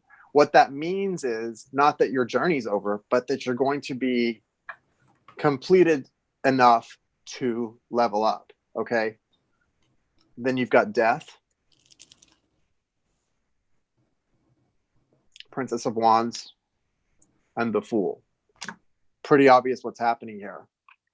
Completion, right? Death and the Fool. You're leveling up. You're moving into something new. And the Princess of Wands in the middle of that. The Princess of Wands is an energy of confidence, creativity, and forward movement without fear. No fear involved in this. You're choosing love every time, and you're choosing your passion. And guess what? Sometimes choosing love and your passion is actually saying goodbye to another person, even your twin soul. Because the love and the passion you're choosing in the middle of all of this leveling up is your love for yourself, your passion for your purpose. And it has nothing to do with any other fool on this planet but you. Sorry, just saying. That's so funny. It's so true, though. There's momentum. Like Nice. Chariot card, think Chariot card, okay? The momentum is taking you in a very specific direction. This lying For sure. is asking you to heal your emotional wounds. That's what the sea serpent is all about. And express your desires. And to not tolerate anything but the truth. That's what the black egg is all about. So momentum leading you directly towards healing your emotional wounds, expressing your desires, and taking no tolerance, having no tolerance for anything but the truth. It's literally like where it's taking you. That's an intense ride. Hey, Cecilia. Yeah, I'm eating empanadas. Isn't that funny? Yeah. Boom. It was clear. Boom, boom, boom. They came out like that. That's the message. Look at this. I don't know. Can you hear me okay? Yeah. Okay, because I had to switch my earphones out. This woman and that tiger are riding a wave of passion in this card. They're literally riding a wave of passion. Her and her tiger. She's got her ride. Okay. Mm-hmm. She's riding out with her ride. That's it. And that's all you need. Yeah, that's why this isn't a negative thing.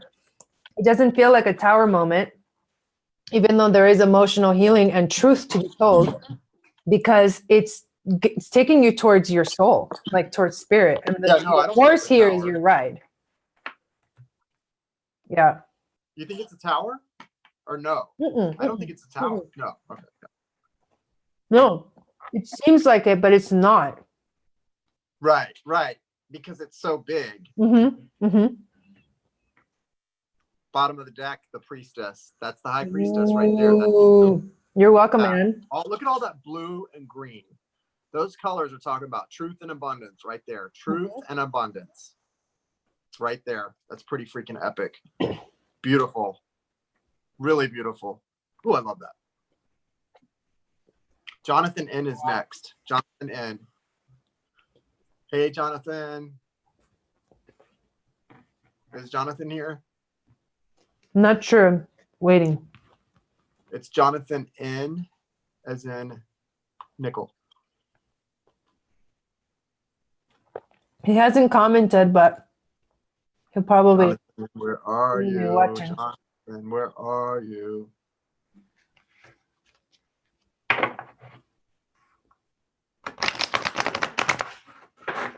We'll give you a couple minutes to a little while to put your up, Jonathan. How's the list? What are the names that are left? Jonathan, Alicia, and Elpis. And I don't know, I haven't checked since then. Has anyone else donated that I need to check off? Anybody in the chat? So that's 3 more. Jonathan, Alicia, and Elpis. If Jonathan's not here, we can go to Alicia, but I think he's probably here because he just donated a few minutes ago, Oh. Well, like in the last 30 minutes. Well, if you're Jonathan, but your name on YouTube is not Jonathan, like you need to let us know too. Because there's no way for us to know.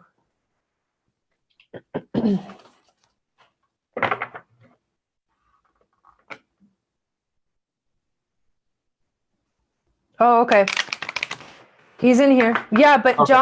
Jonathan, Jason's not watching the chat. I'm the only one watching the chat of the both of us, so I don't know who you are. That's why I'm telling you. But if he saw your name, BD Pershing, he would probably know that was you. Oh yeah, sorry, Jonathan. I didn't realize that. Yeah, he's not watching. It's okay. It's me. But I'm not watching in the chat. Yeah. Right. Sorry. Totally. It's all good. It's all good. He was laughing about it. Here we go. Jonathan, what messages do I have? Maybe about the Leo I am seeing. Okay. Okay. Let's see.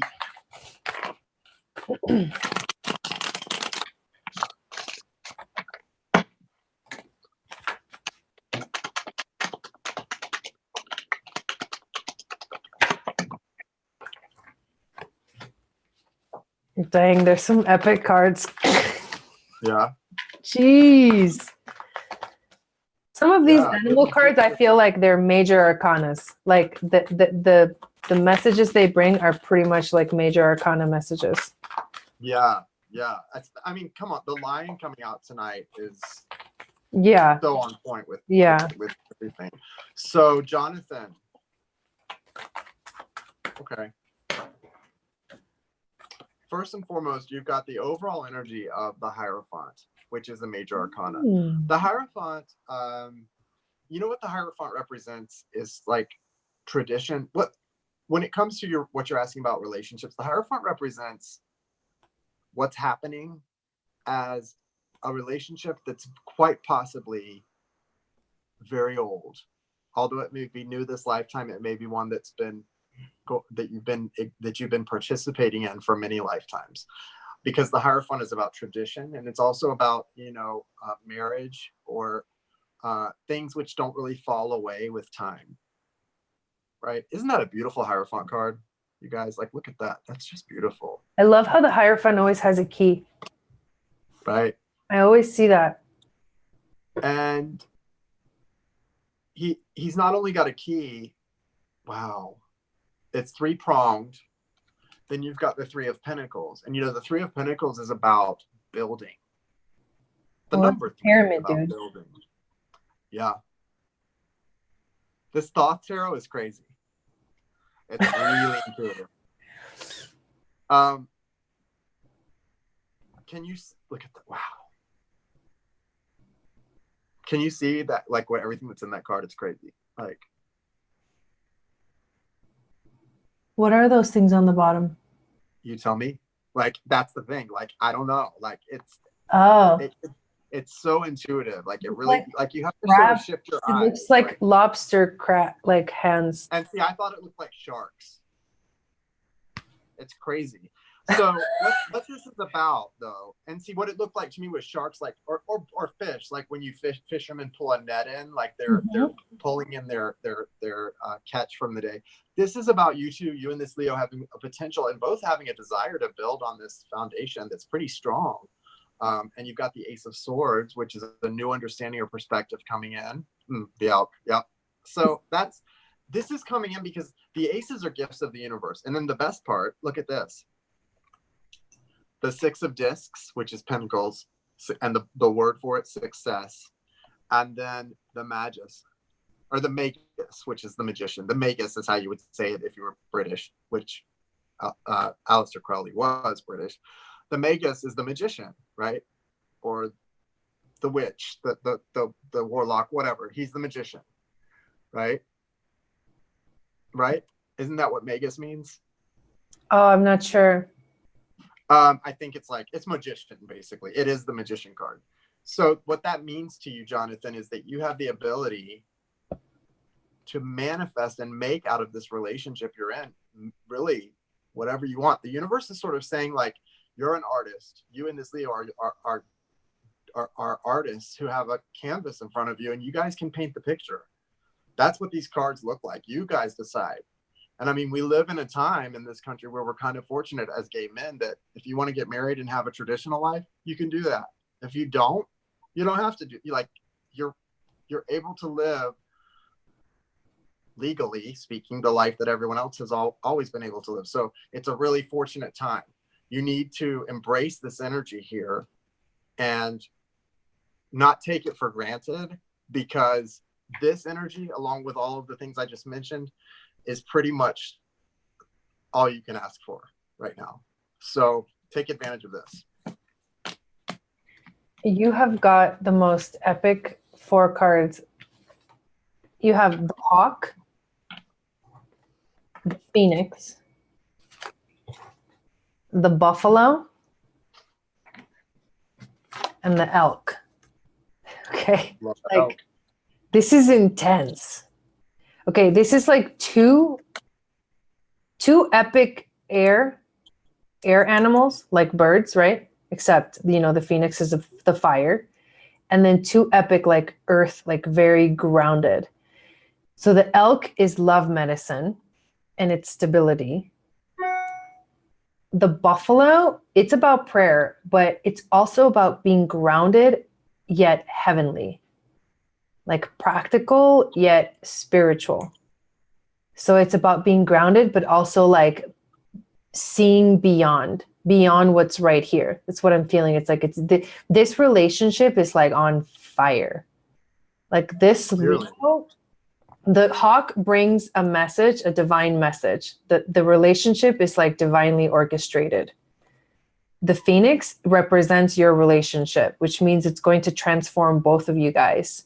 But the end result is something really beautiful. And it has to do with this buffalo and this elk.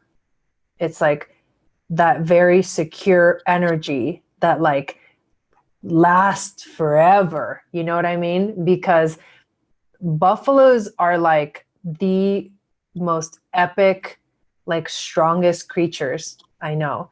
They will literally they will gather together when there's a storm.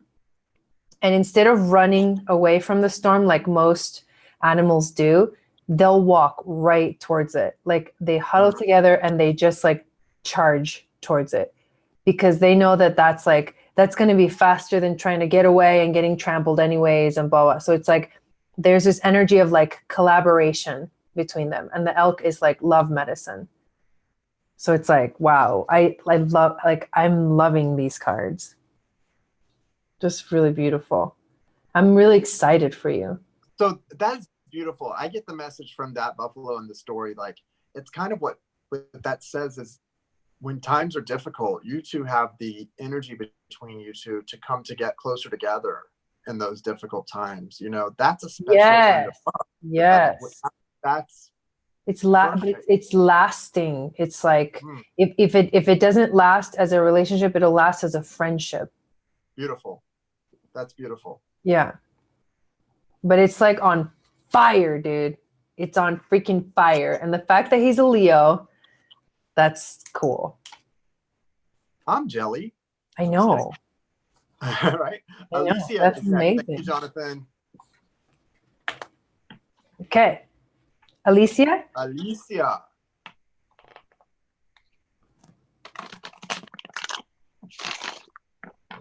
Alicia M.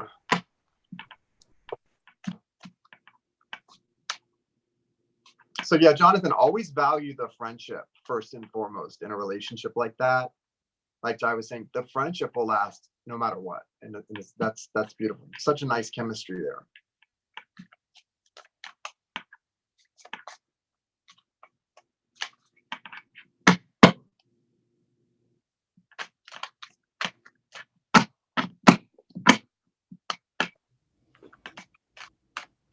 All right. I care about my karmic and my twin flame. What are their energies towards me? I'm doing this twin flame journey with a lot of love and compassion for myself and them.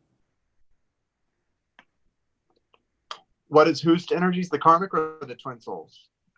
She's asking about both. Okay. What is the twin souls energy toward Alicia?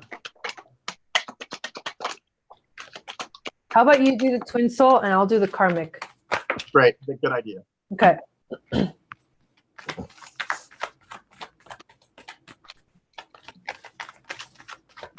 All right. So first of all, with the twin soul, Alicia, what should happen is happening. You've got the Hierophant, which I was just talking about. This is a major arcana, and it really just represents that this is something lasting. It's something special, and that means that twin soul is. I don't know if they know that you're their twin soul. A lot of people that I've talked to don't tell the twin soul that they believe they're twin souls. I guess I'm just too direct for my own good, but this person's aware that this is a connection that's lasting, right? With the 10 of, I love this 10 of Cups. I have to say, I really love this 10 of Cups here at the bottom of the deck, because in the, you know, the 10 of Cups is a beautiful energy. It's hope. It's a happy home, a happy family. And that's what you represent to this person. And that's what you should represent to a true twin, is happiness, right? And safety. But the word that they use in this card, in this deck, is satiety. Satiety, satiety. So the word sate, to sate your appetite, means to be full. So satiety represents being satisfied. And I think that's such a good word to describe the 10 of Cups. It's a feeling of being satisfied. And so your twin soul associates that feeling with you, a feeling of being satisfied and feeling whole and feeling full, a feeling of being full. You've also got the 6 of Cups, which is denoted as the card of pleasure. You know, this is about something that's coming back around, that's cyclical, and it's very nostalgic. There is the 9 of Swords here, which is denoted as cruelty. And that doesn't surprise me, because twin soul relationships, guys, if you think someone's your twin soul, just as much as I was saying the other day, if they're not treating you right, don't give them the credit of calling them the twin soul. If you're not in communication, they're not earning that spot. But also, a lot of times when you're in separation from somebody that you have this kind of a connection with, that's more than anything a confirmation of a twin soul, because usually it doesn't work out for a while before it does. Twin souls, that's part, I mean, if you read about twin souls, that is a key identifier, is that you have to go through periods of separation and not communicating because of deep traumas that are triggered by each other. You're not there to make each other more comfortable like a soulmate might be. You're there to heal. You come into each other's life to promote and provoke healing. And so another confirmation would be, when you go into separation, is that separation for you each marked by a period of great change in your lives? If you're both implementing a lot of changes in your life during those times of separation, that's another confirmation that the person is special, although you're going through separations. This is special, and it's tough. Cruelty, like I said, it's cruelty. It's not something necessarily that feels good, but it is there. It's in the feeling. That's not the same as hatred. The 9 of Swords is cruelty in the sense that this person is having thoughts that are causing them pain, and they may be blaming you as much as they blame themselves. That happens in these deep energetic and close energetic connections like that. But they see you ultimately as the Queen of Pentacles or Queen of Discs, which is a really stable, loving, balanced, and reliable energy, and someone that they can depend on. So that's what's most important. They trust you. Okay? Go ahead, Jai. Okay, so what I got from the reading, I was trying to read into what it is that their energies towards you, but what I actually got is the lesson that they're teaching you. So hopefully this resonates. So they're teaching you how to grow a spine. Like, they're teaching you how to find your own stability in your life, because the soulmate. Yeah, the karmic. Yeah, they're teaching you how to grow a spine. They're teaching you how to become more stable in your life. They're teaching you how to become more spiritual. Here's the lion again. And how to become courageous. They're teaching you how to transform.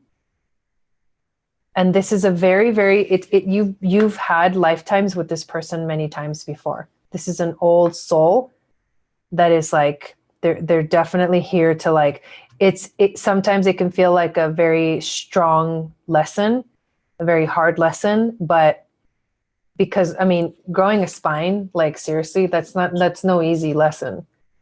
That's like going. And usually that comes from someone not treating you so great. Right. Because here's the card, the moth, how the moth is attracted to the flame, but then it gets burned. So it's like teaching you how to stop doing this pattern that you have of like getting attracted and jumping into it and then realizing, oops, I shouldn't have done that. It's too late now. Like, and that's transformation, because you're literally jumping into the fire. Like, that's the lesson. You're learning what it feels like to jump into the fire, but it's the fire of transformation that teaches you how to grow a spine and teaches you how to literally step into your power in the fullest way ever. Wow. Yeah. That I was like, whoa. No, that makes so much sense for a lot of people who are in twin soul journeys, and someone's with, if they're with if any for the karmic, that's so resonates for what's likely a lot of people going through that thing. Yeah, the lion is the master. That's cool. But the lion is the master of the fire element too. It's Leo, right? The Leo energy is the master of the fire element. So you are jumping into the fire without realizing it. It's literally burning you, and it's transforming you, right? Like the phoenix, teaching you how to become stronger, but also teaching you how to become a master of yourself. Like it's a lot. It's like deep. So deep. Deep message. I mean, turtles live forever. You know, like turtles have long lifespans, and it's like this is taking its sweet ass time to teach you this. Like I wouldn't be surprised if you've been doing this over and over, you know, like just jumping into fires like over and over.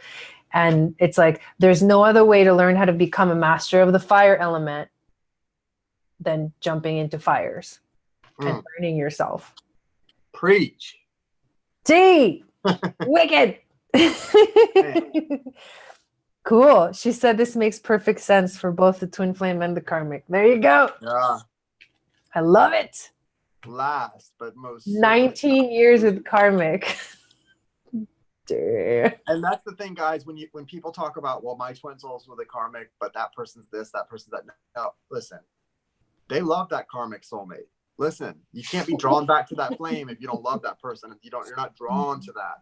They wouldn't be able to learn the lesson if they weren't drawn to that person. And you got to accept that and thank that person for what they're doing and what they're doing for your divine counterpart and what they're helping them prepare them for in life. So it's very important, even if you don't maybe like the way they treat your person or whatever.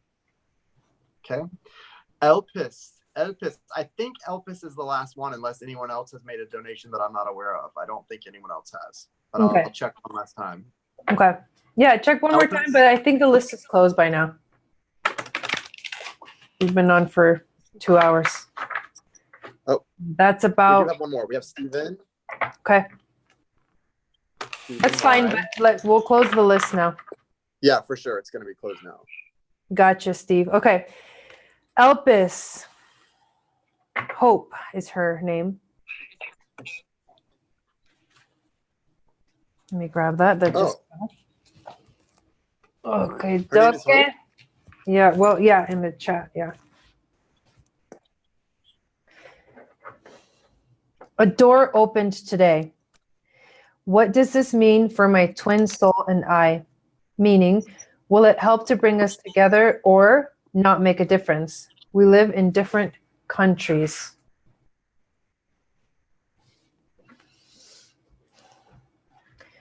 A door opened today. What does this mean for my twin soul and I? Meaning, will it help to bring us together or will it not make a difference? We live in different countries.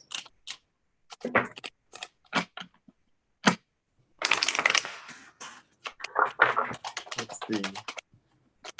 Effect of this open door. Help us. Help and control.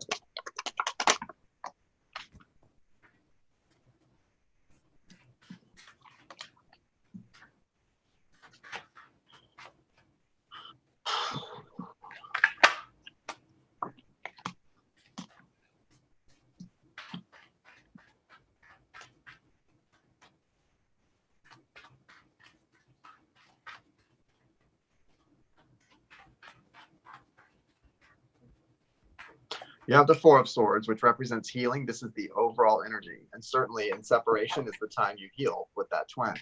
That's why, you need to appreciate those separation periods, especially if it's a separation, but you're in good communication and you're treating each other with love and respect. That's a great chance for healing to take place. Or if there's no communication, whatever, there's healing. It's listed in this deck as truce.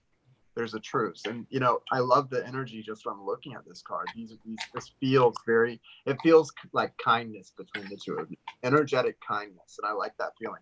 You've got the Queen of Wands here, who's like a badass magical being with her leopard and just this whole thing. So I think as far as you and then the energies that it means between the two of you, this is your energy, especially during this Lionsgate period of time. I'm not sure what you mean about the door that opened between the two of you, but I can see there is devil energy between the two of you, unless they're a Capricorn, but it feels like there is some energy of some sort of shared codependence, but that is not unusual at all for divine counterparts to experience on this healing path. There you go. And look, she's got the octopus. I mean, the codependence card, yeah. That energy, it just feels bad to me. Every time you hold that card up, it just feels messy, right? Like just messy. Just messy. That's how I was like October of last year, the Venus retrograde. I was like the octopus, just all flailing all over the place. I was. You've got success though. You've got the 6 of Pentacles. That's balancing that's taking place, and there's success. And then you have the 7 of Wands here, which can be an energy of being a little defensive or protective. But in this, it's more about protecting things that need protection because it's listed as valor. So it's sort of being heroic in a sense. And I like that along with the 6 of Pentacles. As you find balance alone and separate, you're able to come together and both know what to be protective of. Have each other's backs, okay? That's a message at one point in this journey that I got very strong. Have each other's backs. I wasn't even in a place to have this person's back in a communicative way, but I thought, okay, well, how can you have someone's back when you're in total separation? Okay, I can do these things as long as it's not infringing on my self-respect. And the thing about showing valor in a relationship, especially if you are in communication with this person, is I think first and foremost, respect with honesty. But yeah, I don't feel like it's really going to change anything. If you're not near each other, there's not going to be any big changes about the relationship. But energetically, if this is helping you to break free of whatever this octopus and devil energy is, then that's big in and of itself. But you can do that whether you're with someone or not. And it starts, to me, it doesn't mean breaking free from that person. It's about breaking the chains of the behavior. You don't always have, like, if you identify a relationship as codependent, you don't always have to stop talking to a person to break the codependence, right? You can break the codependence without ending the relationship if there's a willingness there to fight and to fix and to work, right? But that's where it comes in, is there a willingness, a mutual willingness? And that I don't see here one way or the other. I think there is, or there will be with the 6 of Pentacles, but you've got to break free from that either way. So I definitely see an opportunity here for you to do that. And this is tough, this devil energy, and she's got that octopus energy. That's messy. Wow. So, this is crazy because I just got the complete reading when you finished saying that. So okay. She did get the octopus, which is exactly what you were saying. This energy of like, there's something just not healthy, right? Little dysfunction, right. But a door has definitely opened. The firefly is a fleeting moment. It's a fleeting moment of like immense light that you can miss if you're not like looking the right way. Yeah, it's gonna flicker out. Yeah, it comes and goes. So you have to like take the opportunity. If it's going to go somewhere, you have to take the opportunity to do that. This is an opportunity to clear something. It's an opportunity to use also your magic, because the crow is about magic. It brings magic into the equation. So there's definitely magic like in your realm. But the shark, which I don't know why I looked at the bottom of the deck and there's the freaking shark, and the shark encircles you because it's going to get you, you know what I mean? If you don't like take advantage of the fleeting moment. The shark is circling you because something needs to be taken care of. Something needs to be like released, organized. I don't know what it is. And the cards don't say exactly what it is, but something is like pressuring you right now. Like I'm feeling this pressure, and the pressure is don't let time run out. It's a fleeting moment, an opportunity for something to manifest. What were you saying? I just hate stuff like that. Somebody messaged me the other day and they were like, this is like the time to communicate with your twin souls, blah, blah, blah. And I was like, okay, well, someone should tell them that, not me. I'm not. Right. But it doesn't necessarily mean that, like, the thing about it is like, it doesn't necessarily mean that this is something that has to do with your twin flame. That's why. Right. That's what I'm trying to. Yeah. The door that opened might not have something to do with your twin flame. That might be the illusion. That's what I'm getting. But ooh, okay. Now that I'm on board with. I don't know. It's like the shark is like da da da da, and you're like running out of time. So there's something that you have to make up your mind about. I think that's it right there. There's something that you need to make up your mind about. It's got to do with that toxicity represented by the octopus and the devil. I mean, there's something to that. I don't know what, but no, you got it. I'm tired. That's it. I'd say I don't know. I don't know what else to tell you. We got you. So there was. There is some opportunity, though. There's some opportunity here. Yes, there definitely is. Yeah. It's not necessarily sometimes it's not what you think it is. That's so often the case in journeys like this too. Like that's right. But yeah, I don't know what your situation is with that person, but if you're feeling like it's an opportunity for communication and haven't been in communication, if that person is the one who ran from you though, then the opportunity for communication is if they just like, don't. I don't recommend anything that causes you to not first take care of yourself and your love and respect for yourself. Yeah. But yeah, it looks good. Ace of Pentacles here. Bottom of the deck. Stephen Y, you are next. Stephen Y. This is our last one, right? This is the last one. Awesome. She says, I was not sure if he was a catalyst to the door that opened the door or if it meant it was a door that opened for us to be together. I don't understand that. Well, I don't see a door. Okay. As far as a door opening for you two to be together right now, I don't see that based on the cards I had. I don't see a reunion type of energy. I see more of an energy of good things and like a chance to break free from some tough energy. There you go. Okay. Like an opportunity for growth. What about you, Jai? Did you see like a reunion energy? No, it was a release. Yeah. It was a release and an opportunity to like go to something new. Okay. Yeah. So Steve's is a love reading. I have a date with someone new this weekend. Been in separation from my twin flame for a long time, needing to grow and have new experiences. Am I on my correct path? So it sure sounds like it. Let's see what comes through. Actually, I'm going to pull from a different deck for you. I think you are. I can feel your energy, Steve, and I think you are. I think he has been for a little while now, too. Yeah. Like, he's been getting more and more confident, more and more self-care. Your self-talk sounds like it's in a good place, too, from what we've done.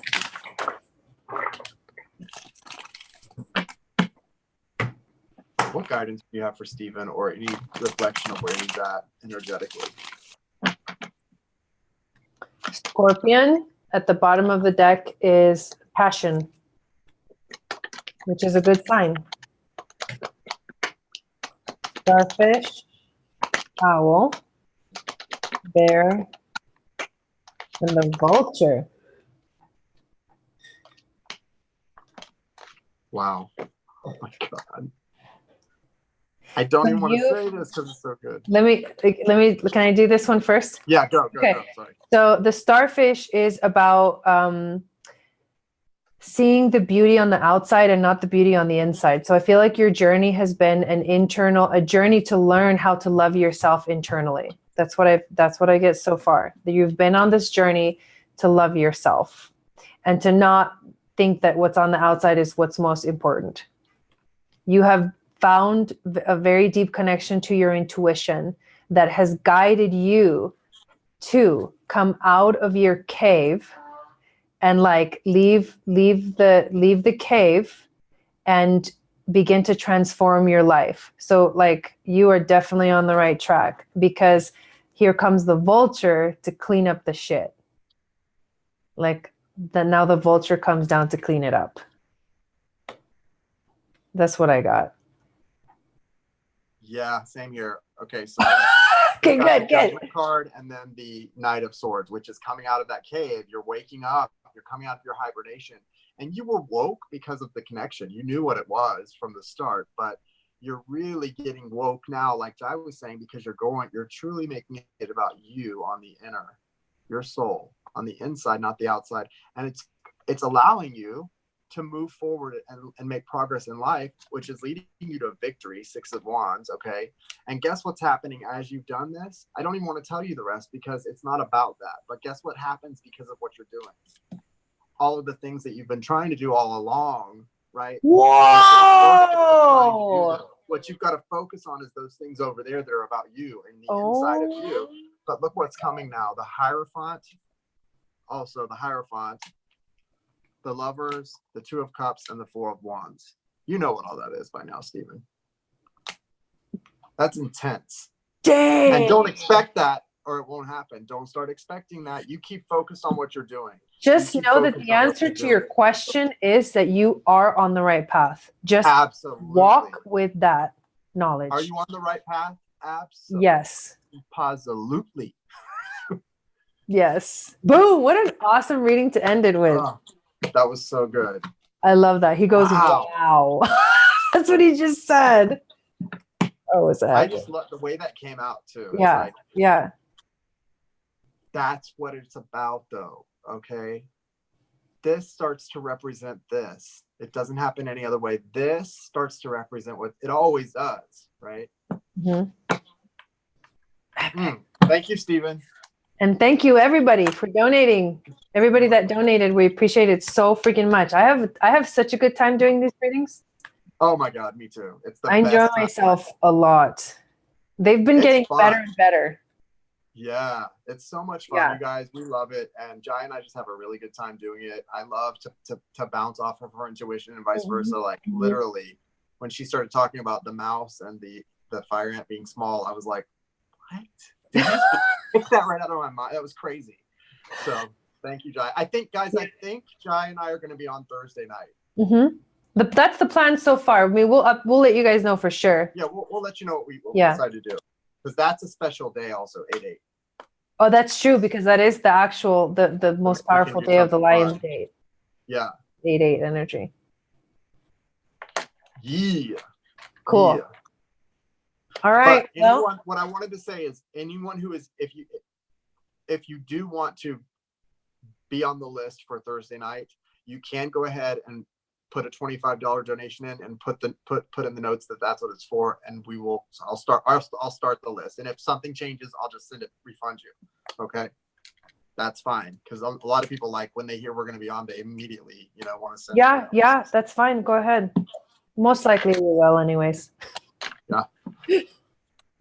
Yeah. Well, cool. All right. Well, thank you guys. See y'all later. Everybody have a good night.